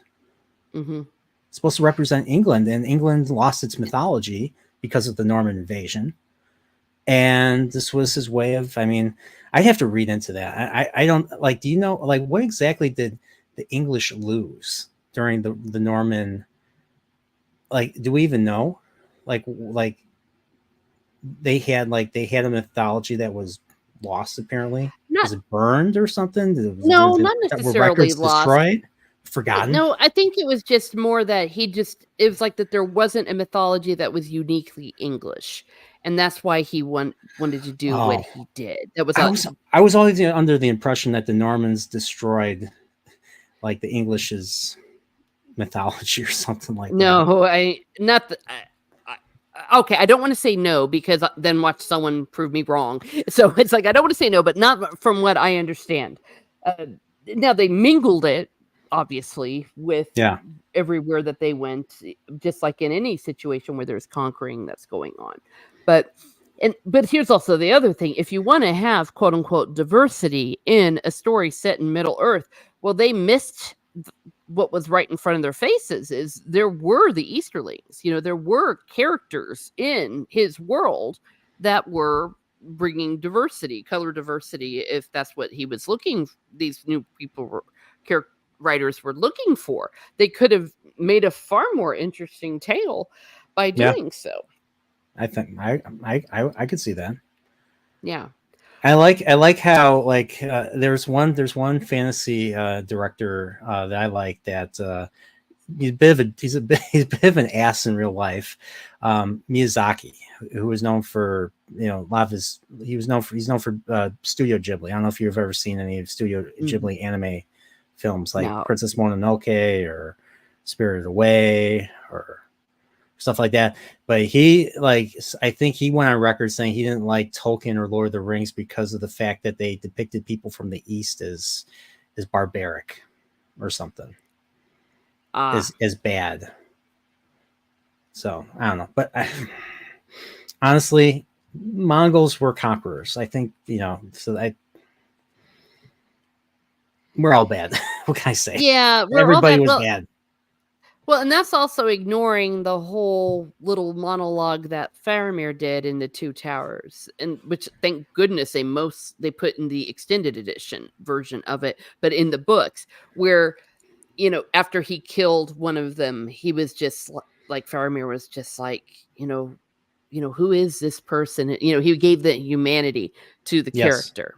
Yeah, but I mean, I can understand a little bit of that. You'll see this in Robert E. Howard's works as well, because people were products.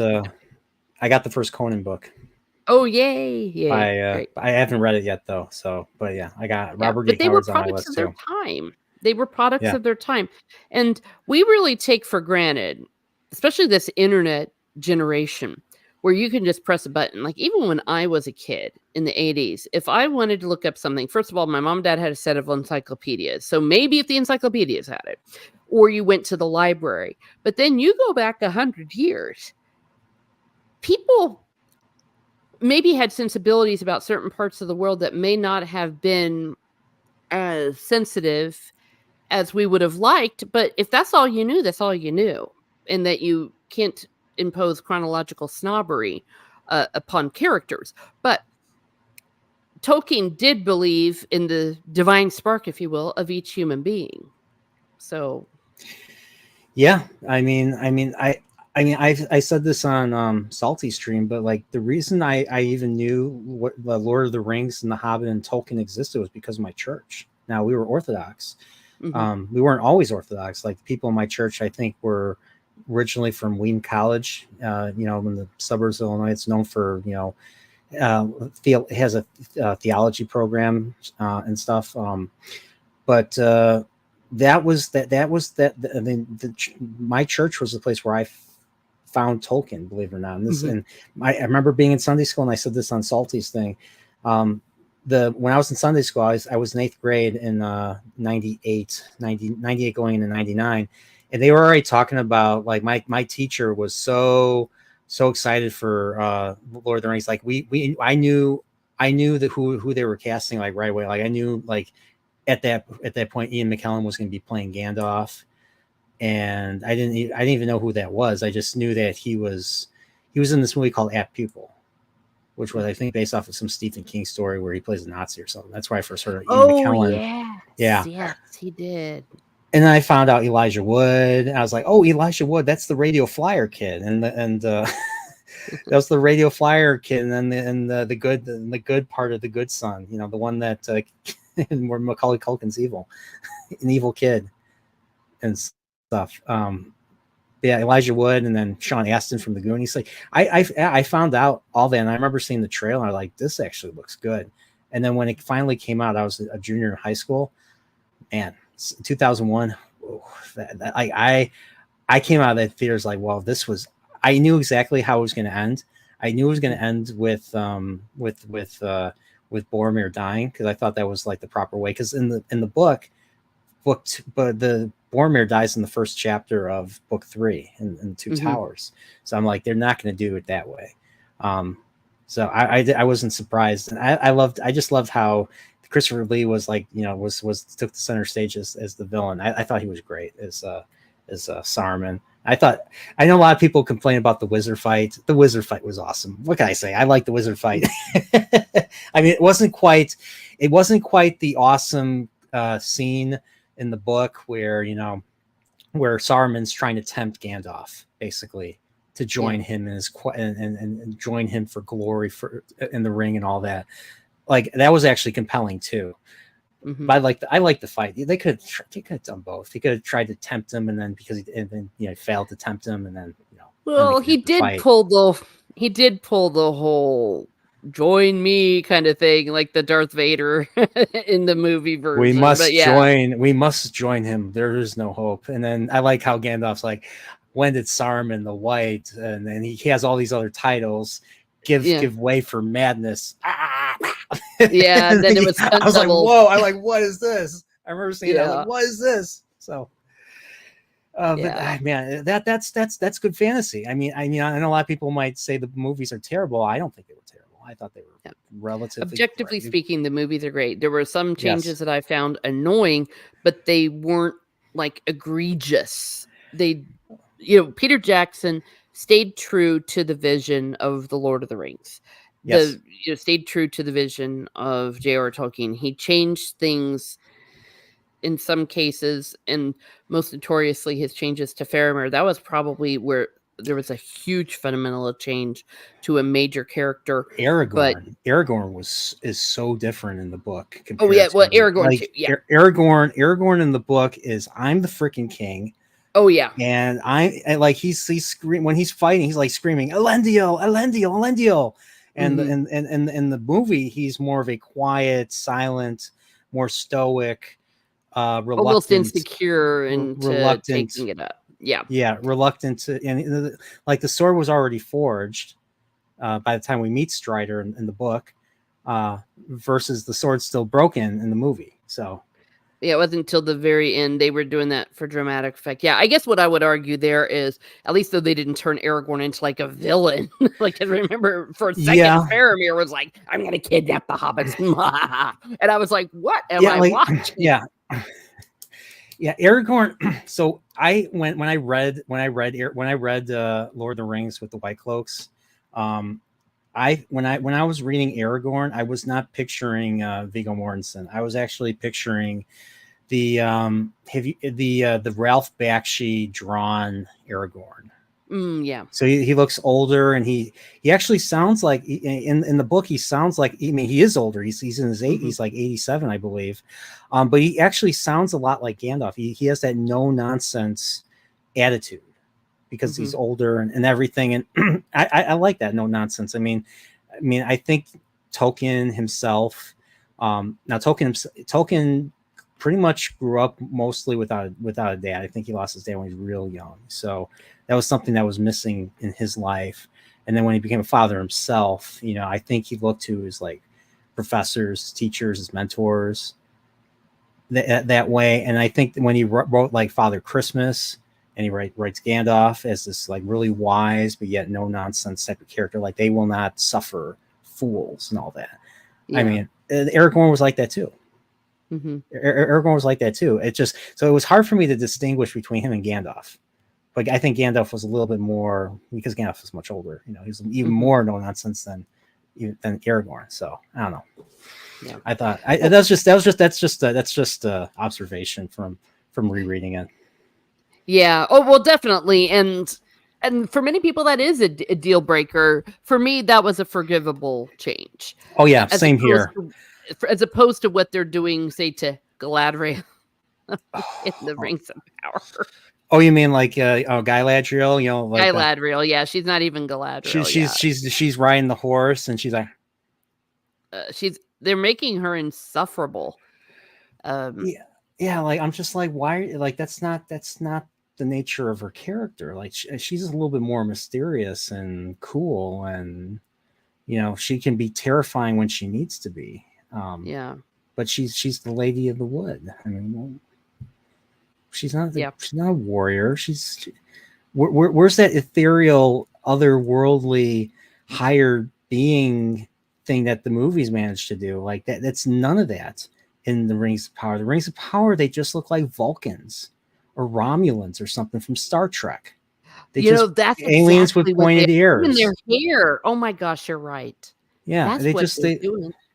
They don't look like they don't even look like Santa's elves. I think Santa's elves are better elves than what we call the elves in Rings of Power. Yeah. Oh my gosh. They're basically Romulans. Now that you mention it, that is precisely who they are. Well, and here's the thing. They changed fundamentally her character, like I said, by making her insufferable, unpleasant, undiplomatic. They make her ugly, a beautiful actress that they're making ugly. And Sauron is the only one that's making sense. And I'm like, he's not the one that we're supposed to be relating to, people. I know. It's the same with I mean, it's like the villains. It's like once again, like even Wheel of Time, they make the heroes are more evil than the villains. Like I'd rather hang out with the villain. I'd rather hang out with Ishamael from season 2 of the Wheel of Time than with Moraine, or Moron as the White Cloaks call her. Rand, or Bland, I call him, because he's a murderer. Perrin, or Purin, he's another murderer. Matt I don't know if I forget if he's a murderer, but they're all bad. They're all bad. They're all terrible. Nynaeve, the one that's supposed to be the healer, she pushes a quarrel through Elaine's leg out. I'm like, what is going on here? Do they not know anything? Well, I looked at the cast from the Wheel of Time, and first of all, they don't look at all like anybody, but even the ones that they have, like the actress they have playing Moraine, a beautiful woman, and they make her look old and haggard and dirty too. And I'm just like, when I saw the picture, I was like, what? Because I know, was it Rosamund Pike? I've known her from Pride and Prejudice from 2004. And I'm like, she's gorgeous and she's beautiful. Yeah. And she's a perfect Moraine. Oh my gosh. When I read it, I was like, so I decided to look at the picture, and I'm like, whoa, what'd they do to her? They turned her into a moron. And Moraine does not have that much of a role. And I mean, you've read the Great Hunt, or you're reading the Great Hunt. Yeah. She's only in a few chapters. she's not that prominent in the book. The chapter she's in, I really like though. And they did cover that chapter in a terrible way. Like they didn't even cover that book. The season 2 was supposed to cover that book, Great Hunt. And there's a lot of great stuff in the Great Hunt. They did none of it. All the awesome stuff that happened, like that holy moment I told you about, that which is the climax of the book. They didn't get that right. Oh man. Yes, like I was furious. When I saw that. And I watched it in solidarity with my White Cloak brothers, because I've been doing my own Wheel of Time journey. I've been 5 books in now. Probably going to start book 6 pretty soon, which is considered the high point.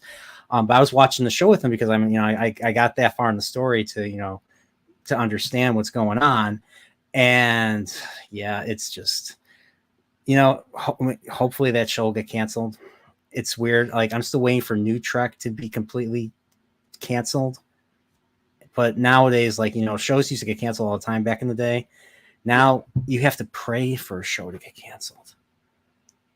Because they keep them going just out of spite for the fans now. Because that would make the fans win or something, which is also a very odd perspective to have. By But the way, I have to read this from the High King oh, sure. Feanor, the Alpha Chad of Middle Earth. Well, he's pretty alpha on X. I'll say that. From now on, you shall refer to that show as the Abomination. The High King has spoken. Yes, the High King has spoken. The Abomination. I don't think Abomination is. I think that's unfair to other abominations. I think Yeah, this goes it's interesting. beyond Abomination. But I don't know. But the High King has spoken. Who am I to argue with Feanor, the creator of the Cimarrows? I think. Did he create the Cimarrows? He did. Oh yeah. All right. He caused everything. It's all his fault. Feanor's gonna be like, Feanor did nothing wrong. Yeah, of course he would. Yes. Oh my gosh. Well, I don't know. It's I was gonna say, I don't know if you want to read that. Gafflight. So, what's up? Oh, I was just saying. That they want to do morally gray characters. Yeah. Yeah, it's they fall into everybody's trying to be Game once again. Everybody's trying to be Game of Thrones. The thing is, George knows how to write gray characters and make them interesting, like Tyrion Lannister. People are trying to do that and they can't do it. It's incredibly It's like he said, the villain is incredibly stupid and cartoonishly evil to compensate. Yeah. There you go. See, justice for Feanor. Well, not according to the Valar. So there. Oh, yeah. Okay. Gonna argue with that. So we're me and Feanor are going to be covering Rings of Power season 2. I was like, should I cover it? Yes, because I want to have Feanor on. I just want to listen to him eviscerate it. Like I've got enough relationship with Feanor. I want him to eviscerate it, and I just want to be there live to just witness it myself and everything. So, well, when I heard that they're going to be airing the first 3 episodes together, I'm just like, man, I don't know if I can. I can't deal. That means nothing is going to happen in those 3 episodes. That's usually what it means. There's nothing going to happen in those 3 episodes. Well, and it shows that they're kind of desperate because they want to drop the 3 episodes so that quickly instead of spreading them out. 5 weeks. So they're gonna there's only gonna be 5 weeks of Rings of Power content. So yeah, they are. I mean, they're gonna. I mean, Feanor himself's gonna say they're gonna make the seasons because they committed to it. That's probably the one show that won't get canceled. They're gonna be making it till I don't know. 5 seasons. Well, they did spend a lot of money to get the rights to that. It would be very hard to go ahead and cancel it. But obviously, they're not confident that people are going to be watching from week to week if they just drop 1 episode.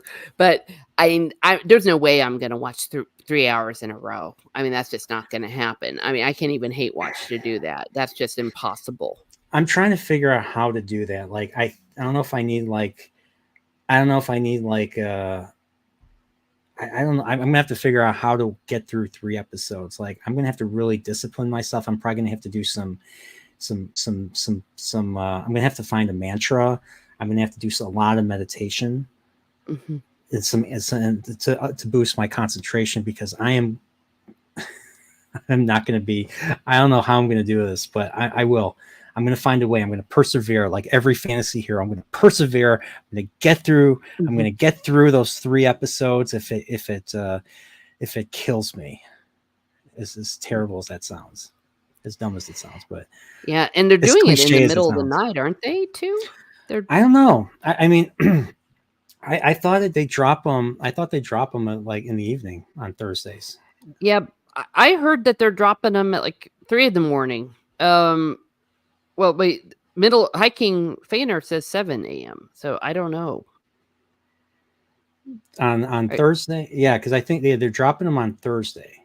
And Oh yeah, that might be longer than 3 hours. Oh, I don't know. I'm just not gonna do it. Well, you know, I mean, House of that's the just all there Dragon is was to it. freaking hour and 20 minutes of nothing. I kept looking at the, I kept when I was doing my watches, you know, taking notes Mhm. and everything for House of the Dragon.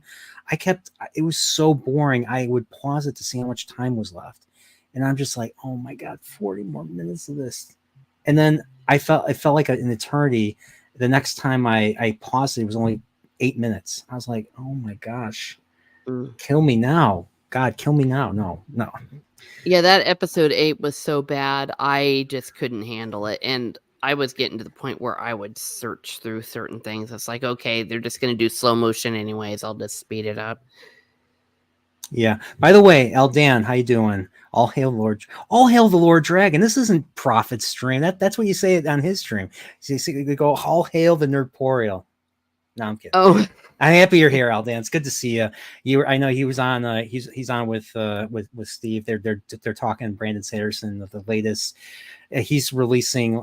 Sanderson's releasing like chapters of the Stormlight arc, the newest Stormlight archive. I think that's going to be published in December. So I have the first book, Way of Kings. I haven't read it yet. I plan to. So mhm. eventually. So I'll have to check that out. But yeah, good to see you, Eldan. Good to see you. What else we got? Oh, we got Slasher Fred's here. What's up? What's up, Slasher Fred? Last time I saw you, you were hanging out with Pops. Lord of the Rings, 1980s animated movies. Yep. Are you gonna? Oh, I didn't talk about this. Are you gonna see the what is that? The ride the is it War of called the the Rohirrim or something. War of the Rohirrim or something? I honestly don't know. When I heard that it was just gonna be all about The this girl chick boss. Hera and her Yeah. lost tribe of women Vikings, Yeah. I'm like, why? Why would I watch that? And it diminishes Eowyn's accomplishment because that was so like epic that she was the woman that did that, fulfilled the prophecy. So screw it. Yeah. Yeah. No man may hinder me. Yeah. Well, I am no man. Yeah, we were all. I said that. I've said this billions of times, but I'm 19 years old. I'm hanging out with my friends. We skipped the day of school to go see Return of the King in the theaters, 2003, and Nice. we were all giggling and laughing and screaming when she did that. When she's like, "I am no man," and then she stabs him in the face, stabs the Witch King of Angmar in the face. I thought that was great. I thought that was one of my favorite moments ever seeing a movie with friends. So Yeah. I figure I share it with you when Oh you no, said no, that. that's fine. I mean, I had to. I had to. no, everything about that whole scene. Well, and of course, as always, it's more epic in the book, but it's so Yeah. iconic. And just that one shot in the movie where Eowyn is in front of the Witch King on his little whatever thing that he was riding, Fell and he Beast. just so his fell beast, yes, he just looms ahead of her, and she's sitting there with her sword and her shield. It's just so cool. And they're going to try to copy that in the stupid cartoon. I mean, bait and switch. They baited and switched us. Thanks for being here. Oh, thanks. Yeah. He says, So, "Thank you, thank you, Miss Mar Muses, for being on the program." Wow, I never even called my show a program. That's interesting. well, technically, I guess that's what it is. Yeah, or stream. Yeah. I call it stream. The Yeah. humility, the humility porial. There you go. The humble porial. The Humble the porial. Humporial. Oh wait, that sounds. The humbug porial. Whoops. It sounded a little off there, but oh well. No, it's. And you see, the thing that's really sad is we're never going to get something like the Lord of the Rings trilogy again, and we're not even going to get like something the quality of the Hunger Games again. I haven't even seen the Hunger Games. Oh. To I be think honest, that was one of the last adaptations that they didn't do their fuckery with. Because it was right around 2014, 2015, and so they pretty much adapted it the way it was in the book. Yeah, I saw. See, I saw like a similar genre. So that genre was like, now that genre is all over the place because of shows like the heck's that Netflix show called? That Korean, what's it called? Squid Game. Squid Game. Oh, Because of Squid Game, now that genre is kind of like everywhere now. Social media. But when like Hunger Games was coming out, I already watched when I was in college. One of my friends introduced me to the Japanese movie Battle Royale, which is very similar. Kids are on an island, they're forced to murder each other, and they're all wearing these explosive collars, and if they don't kill each other, the collars will explode. And the thing is, they have to move around the island, or they're, like you said, the signal will the collar will pick up the signal, and it'll explode and kill them. Yeah. And this was like a dystopian. This was a dystopian movie, basically, that just because of this was the government's way of trying to curb the crime, or trying to lower the crime by having this this twisted type of game. And they did it by lottery. So like a random senior class would be selected, and then they would be abducted. The guys would be, we're going on a school trip, and so everybody would show up. Nobody would show up to class. Nobody would show up to class. Like, there was a scene where, like, the class was empty except for like one student, and when he goes out for a drink, another student stabs him in the butt, basically, or slashes him in the leg. I forget exactly what it is. And the teacher was volunteered to be part of the team that would abduct the kids and enforce those rules on them and make them go through that sick and twisted game. And that's kind of what it was. And one got was set for life and everything, but usually at the cost of your soul, basically, or your sanity. So, and Stephen King did something like that first, and they're adapting that now. It's called The Long Walk. It was actually one of the first things I read by him. It's under his pseudonym, Richard Bachman. Yeah, and it's just, it was good. I liked reading it, but I like they're gonna mess it up. They're gonna mess it up so badly. I just wish they just keep their hands off. Just keep your hands off of stuff. But it's not like Stephen King cares. No, George R. R. Martin either. So no, though, at least for the most part, George R. R. Martin is halfway sane. My gosh, Stephen King has just totally gone off the deep end. I mean, yeah, I can't even read anything him and Mark Hamill, but we won't get into. Gosh, the two of them can just be insane together. I mean, just insane. Yes. Wow. But yeah, but I still think, though, that was, as far as an adaptation. I mean, heck, I don't even think we're going to get a Twilight anymore. Now, people laugh about Twilight, but those movies were good adaptations of what the books were. And the Harry Potter movies, even though I have issues with some of the later movies, those were still good adaptations. We're not going to get that. Like this new version that they're going to be doing with even with J.K. Rowling on board, that they're going to change it up. They're going to even more woke it up. That's yeah. See, that's something like I was excited when they announced that, but now that you're saying that, and especially with current day, as some bigger channels would call it, I mean, unless you can actually surprise me, I am not going to be surprised. I'm not going to be surprised if it's, like you said, if it's bad. The same old.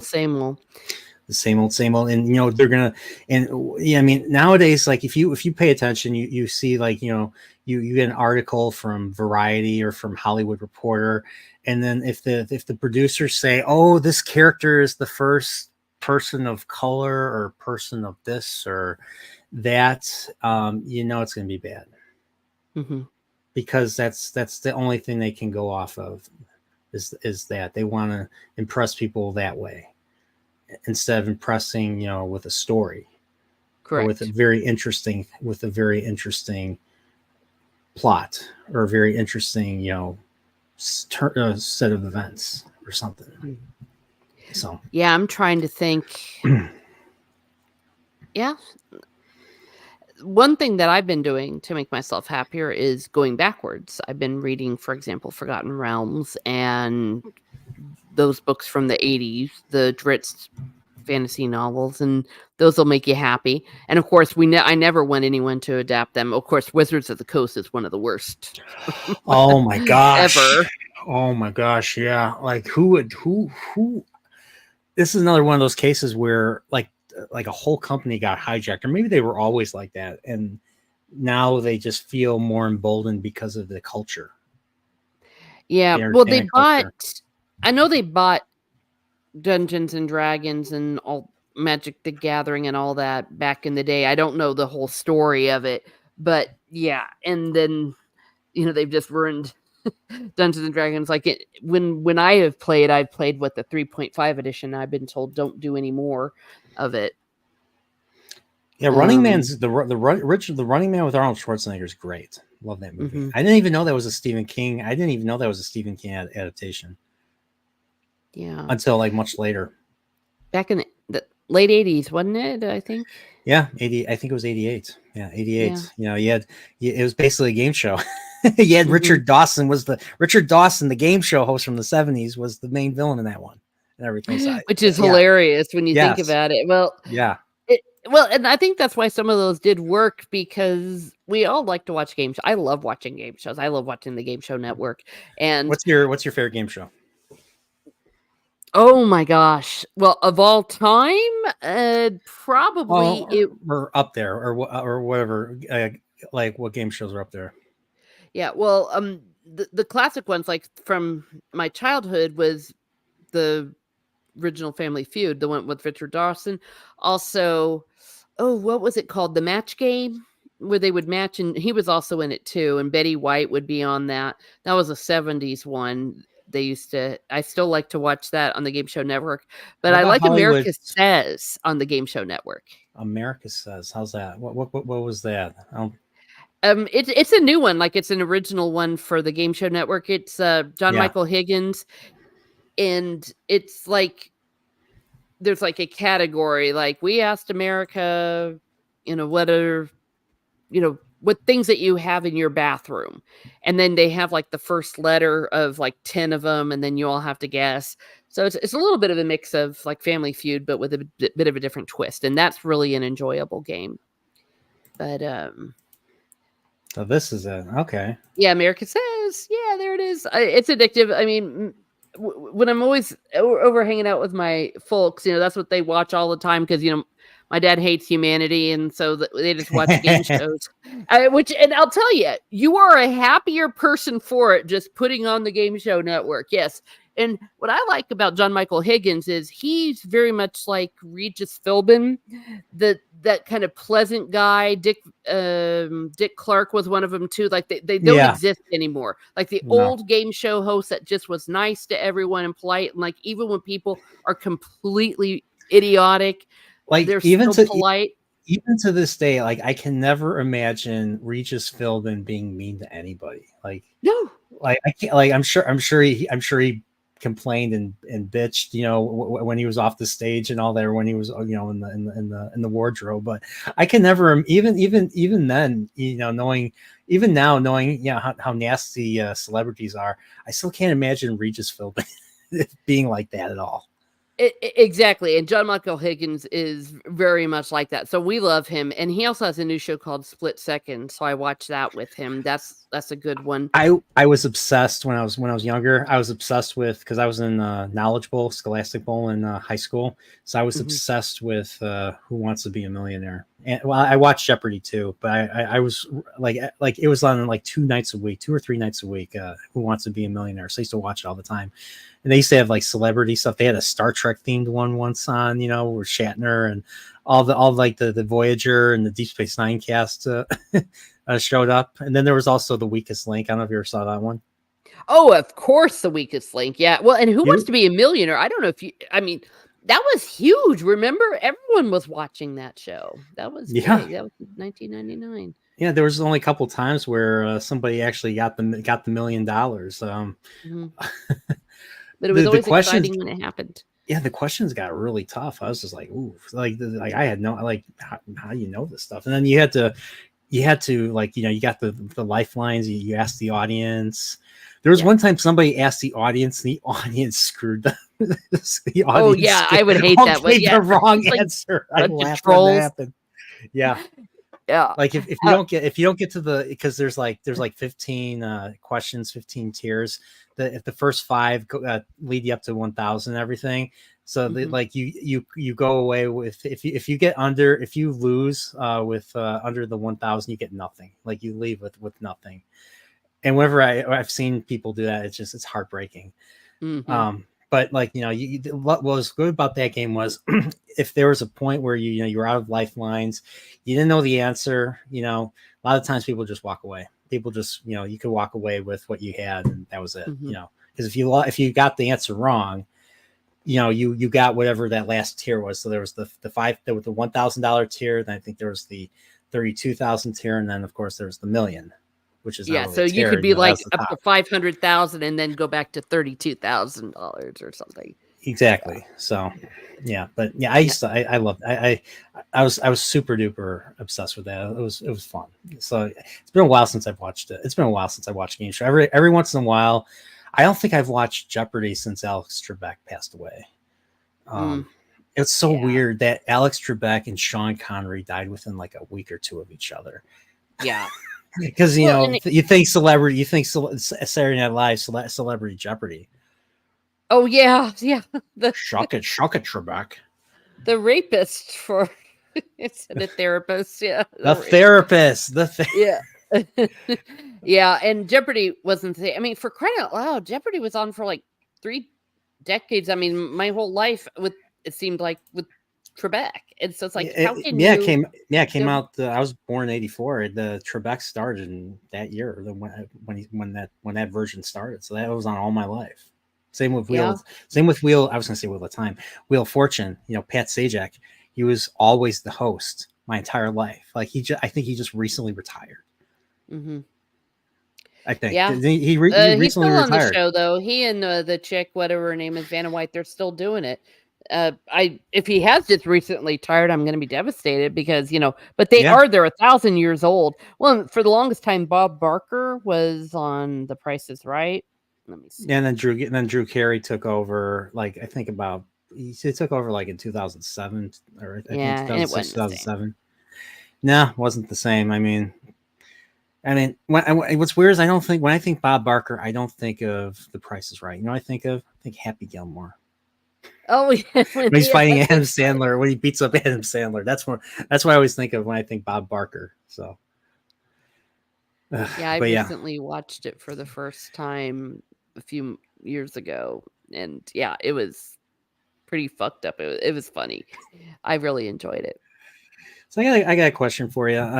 We'll go bring. We've got about 15 minutes left. Oh sure. Go back to Catholicism a little bit. So because I said the F-bomb. No, no. Catholics swear like sailors. Anglicans swear. Orthodox. I don't know about Orthodox. Orthodox swear. Yeah, they swear too. It's a Protestants. Protestants don't swear. That's So, that's fine. But going back, I was just curious, like what elements, because I know Tolkien was a Catholic. He was he was a staunch Catholic. I'm curious what aspects of Catholicism are in Lord of the Rings. And since you're the Catholic explainer, I was curious if you could answer that one for me. Oh, for sure. Well, that's where I get really cranky, where everyone's like, no, it isn't. I'm like, Tolkien said it over and over and over again. I mean, it's like if the writer says something is something, then it is. It's just all there is to it. And I think it's not good scholarship to try to say that the author didn't know his own work. That's my soapbox there. Well, I mean, first of all, it's embedded within the entire story. It sometimes it's really hard to describe because I had a friend who was a priest, and he was just like, "Oh my gosh, this is like the most Catholic thing ever. He can't believe it. This is like amazing." And then if you were to ask him what it was he was like, well, but like everything. But if you wanted to point to a few things that were definitely explicitly Catholic, besides the fact that Tolkien said so, that when you're dealing with things like, for example, the lembas bread, that is definitely Oh, I never thought Eucharistic. of that. I never thought of that. Now, the lembas bread, the Yeah, communion, the the bread the of wafer. elves, Yeah. because what we call the Eucharist, the bread of angels. Or maybe you didn't know that, but elves are angelic. I didn't know. Actually, didn't know. When I think, the Eucharist, I think, the body of Yeah, the Christ, body the of blood Christ, of but one of its Christ. nickname is the bread of angels because, I've never like in heard the that. Bible, That's book of weird. Revelation, the idea of the angels bringing things up to the throne. Yeah, there's even a hymn called Bread of Angels, The but I bread of digress. angels. Yeah, and think just a tiny bite of it, and you're completely filled and you're rejuvenated and all of that. Does that have anything to do with the manna from heaven? Yes. Okay, have you read John 6 in the Bible? Because that's exactly what Jesus said. He said, I am the manna that came from heaven. They ate manna that I think, well, the reason why I kind of brought that is because you mentioned in your Catholic explaining Catholic video. explaining. Oh, Yeah. so you were being a little bit silly. Yeah, I mean, a little bit, but I was curious if there was a connection. Oh well, yeah, it's a definite connection. The manna is the bread from heaven that the Jesus even explains it when he's laying out the Eucharist.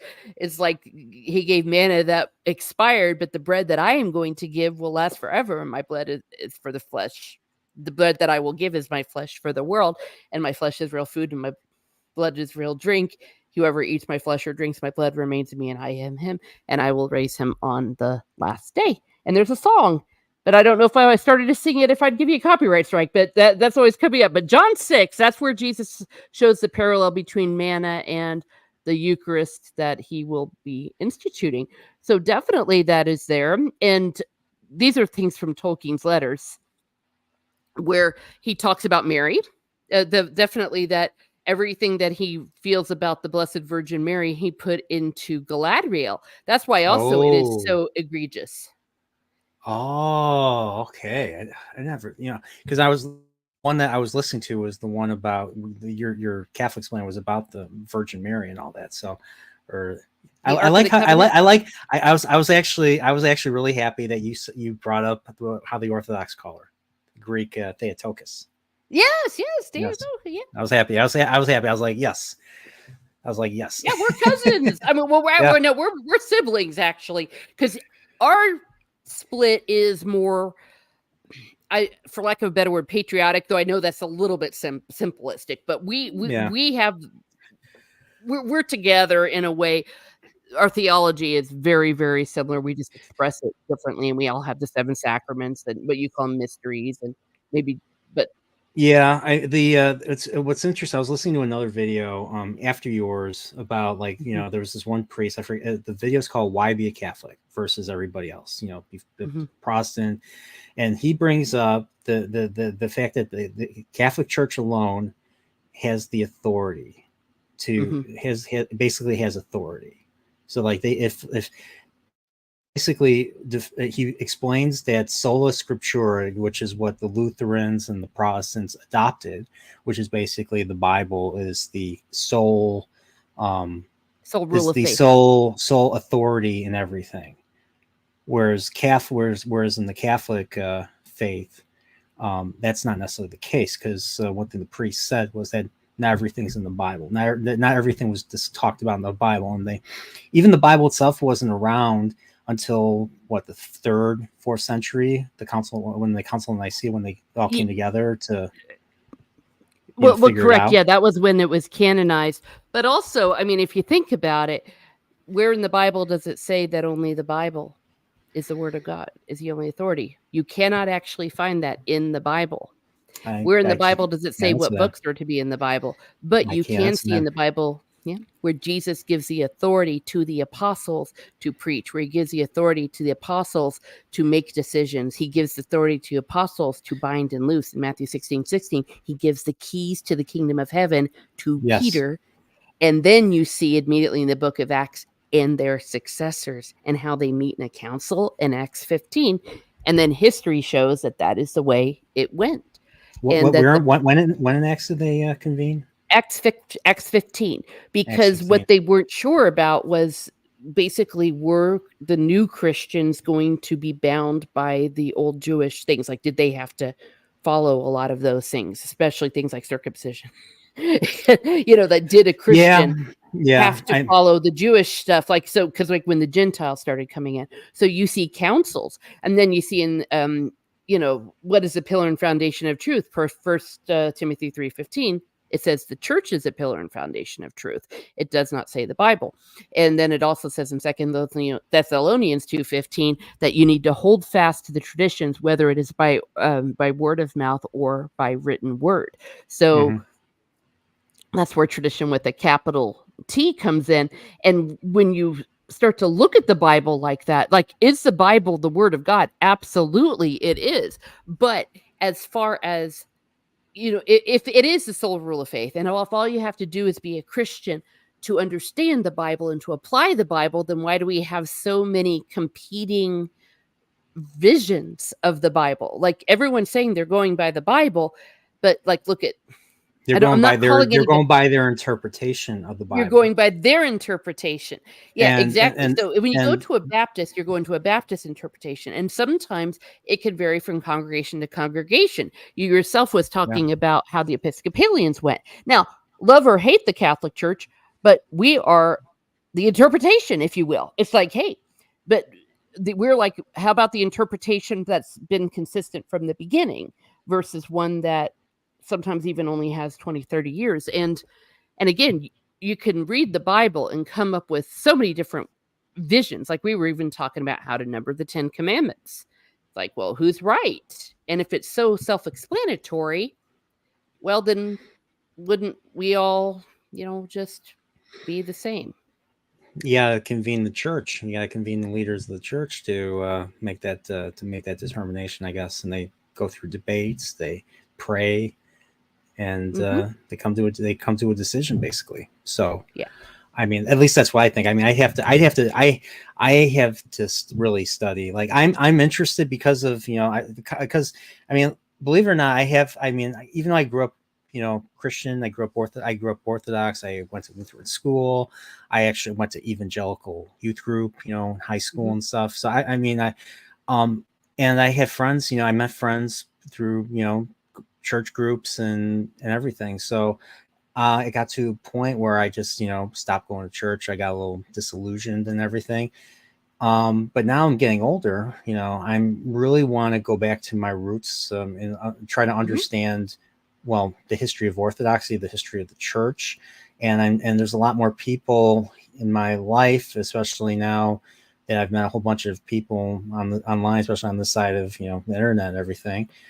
Quite a few of them are Christian, and it's gotten me interested in Christianity and maybe something even deeper. So yeah, it's just something that's still an ongoing thing, and it's too difficult for me to explain. It's too deep for me to explain here. So no, understood. Everyone is on their personal journey, and you got to follow it.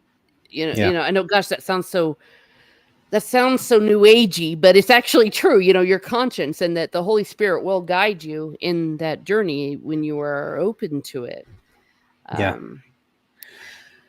So now, sorry.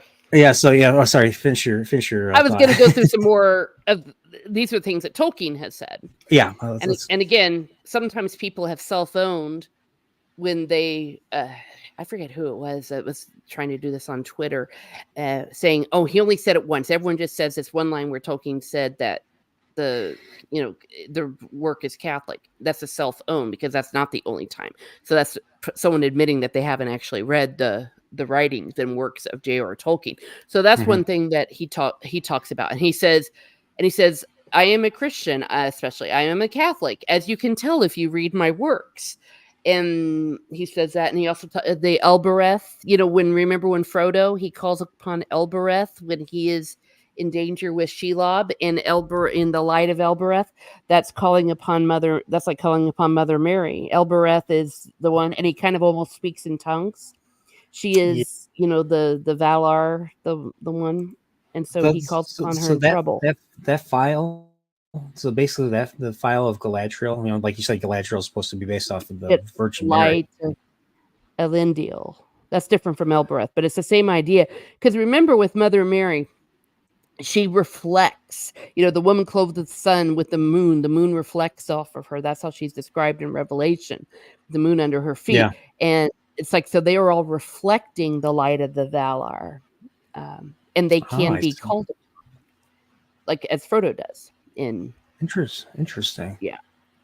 And then Shippey actually points this out, is the liturgical calendar. He actually puts in his appendices dates, like our dates where these things are happening. Most specifically, March 25th is when the ring is destroyed. Now, March 25th is the solemnity of the Incarnation. It is one of the highest feasts in the church, but no one knows about it because it's like everyone thinks it's Christmas. But that is where we celebrate the moment that the Word became flesh, and we all like kneel down in the liturgy. It's really a big deal. March 25th, that yes, Jesus conquered death on the cross and all that, but just by Christ becoming flesh, that was the conquering of sin. So he obviously would know what March 25th was. And he called that the day that the ring was destroyed. Also, when the fellowship leaves out, it's Christmas. And when they split off, it's Lent, when you look at the dates. So he did these things on purpose. Remember, he said at first he did it unconsciously, and then he did it consciously. Oh, okay. I didn't know this. March 25th, Feast of the Annunciation. Really? Yeah. So that's when. Yes, sometimes called the Annunciation. Yeah, and also the Incarnation, huh? Oh, Okay, all right. Annunciation. Yeah, Angel Gabriel. I used to. I remember when I was young, I played for the church. I don't know if they were Orthodox yet, but the same church. I did a Christmas pageant, and I played Angel Gabriel. And my Sunday school classmate was Virgin Mary. So I had to memorize. I had to memorize that. So yeah, it's taking me back. But yeah, I didn't know that was March 25th. Holy crap! Yeah. So like I said, once you see it, you can't unsee it. No, I can't now. But you can't enjoy it without it either, because that's why it's such a genius. It's so universal that anyone can enjoy it. Like complete atheists can enjoy it. Total, like more Catholic than the Pope people like me can enjoy it, and even people of all other things. Like because again, it wasn't like the Lion, Witch, and the Wardrobe where it was an allegory, but it was just breathing through it. That was just a part of him. And I know sometimes people say, well, because he put some pagan things in there, well, it can't be Catholic. And it's like, well, obviously you don't know too much about Catholicism. Yeah. All I say is look at the liturgy for Easter, look at the liturgy for Christmas. Sometimes we get criticized for that, for the fact that some of the rituals that might look pagan, or the best parts of them over the years, over 2,000 years, we have adopted things like Christmas trees, things like a wedding ring, things like the holly, and things like the fire. So it's like, just because it's like, well, there's quote unquote pagan influences in there, that doesn't mean it's any more or less Catholic. Because if you got to look at it through Tolkien's eyes, not through your eyes, when he says what he says. That's interesting. Oh, that's going to be something interesting to think about now. So once you go down that rabbit hole, you can't stop. It's already 2 hours, and I have to get this. I have to go to sleep. So this was a great stream, and what's funny is there hasn't been a whole lot of chat, but everybody there's people here, so that people are listening. We're listening to us, so that's a whole nother level, in my opinion. So. I think this was great. Teresa, thanks for doing this. I definitely want to have you on again. We definitely have to do some more. We have to talk more Catholic. I need to do more. Need to do more research and learn about. I really am interested in how apostolic succession works and all that. I didn't even know apostolic succession was a thing. But then I should have, because I was Orthodox. But then again, when I was a kid and the priest gave a homily in the middle of the service, I'd be dozing off thinking about, what I was going to do when I get home, play my video game or something. So Yeah. So, but I yeah, definitely want to. I definitely want to learn more. I definitely want to learn more about the history of the church, and I do want to learn more about Catholicism because that's it's part of me. I mean, it's Mhm. part of family. It's a big family thing, and of course, Orthodox because that was part of my childhood. Yeah. So yeah, so there's a lot, and yeah, I'm just really interested. I want to have these type of conversations, and be able to have a more insightful conversation, not just listen, but actually have a conversation and you know stuff. So, Yeah. but but yeah, Teresa, you have anything you want to promote? Well, I've got some videos upcoming. I've got some Rings of Power content. Also, uh, well, rather, I should say, I've got Tolkien content that will hopefully help you as Rings of Power comes along. I like to do the letters of J.R.R. Tolkien. I'm getting those together. I'm going to continue doing my What Happened Next in the book, and rather Fire and Blood for House of the Dragon, so watch those drops, and every now and then, if I can, try to get live, especially on Monday for my Monday music. All right. Well, that's pretty cool. All right. Mhm, I definitely going to have to watch some because I'm going to have to do some preparation myself for 2 weeks from now because I haven't read. I have no idea what this. I only know based on what Feanor tells me about the Second Age and all that. So I'm going to have to do mhm. some. I'm going to have to try to read some Silmarillion or something. See if whatever seeped into whatever any Second Age stuff that seeped into the or tried to seep into the show. We'll see. Yeah, Get. I need to get to know the lore better of Middle Earth and everything. So, but that's going to be in a couple. Gonna do. So that's going to be a couple weeks, and then I'm going to be doing Chilporial. I'm going to do a Chilporial next week for sure. Definitely going to be talking about the original Shogun. So they came out with a remake or a yay! reimagining of Shogun, but I started watching the original Shogun with my next guest, and it's very different. And I think I like the original version better. The Yeah, the Richard the ma- the Chamberlain. ma- yeah. I think it's better because the Japanese. We don't really see the Japanese point of view. The new show shows the Japanese point of view. Mhm. Everything it focuses on the um the not the what's the word the politics, the Yeah, intrigue of the Japanese um, uh, government or something, yeah, the regents and all the regency and all that, the intrigue behind all that. Whereas in the original show, where it's from the point of view of main characters, so we don't know what the Japanese are saying. They're speaking Japanese, and we don't know what they're saying. There's no subtitles, yeah, so they're a bit of a mystery to us.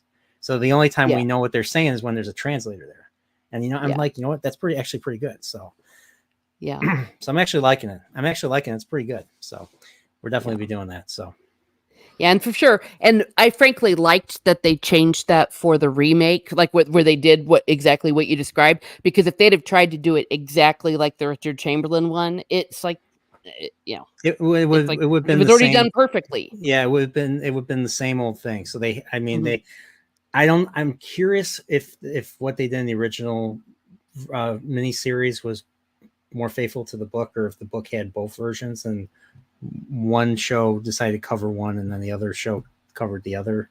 yeah. It's I been don't so know. long since I've read the book, I don't remember. And they're making season two, the new show. They're making a season 2 and a season 3.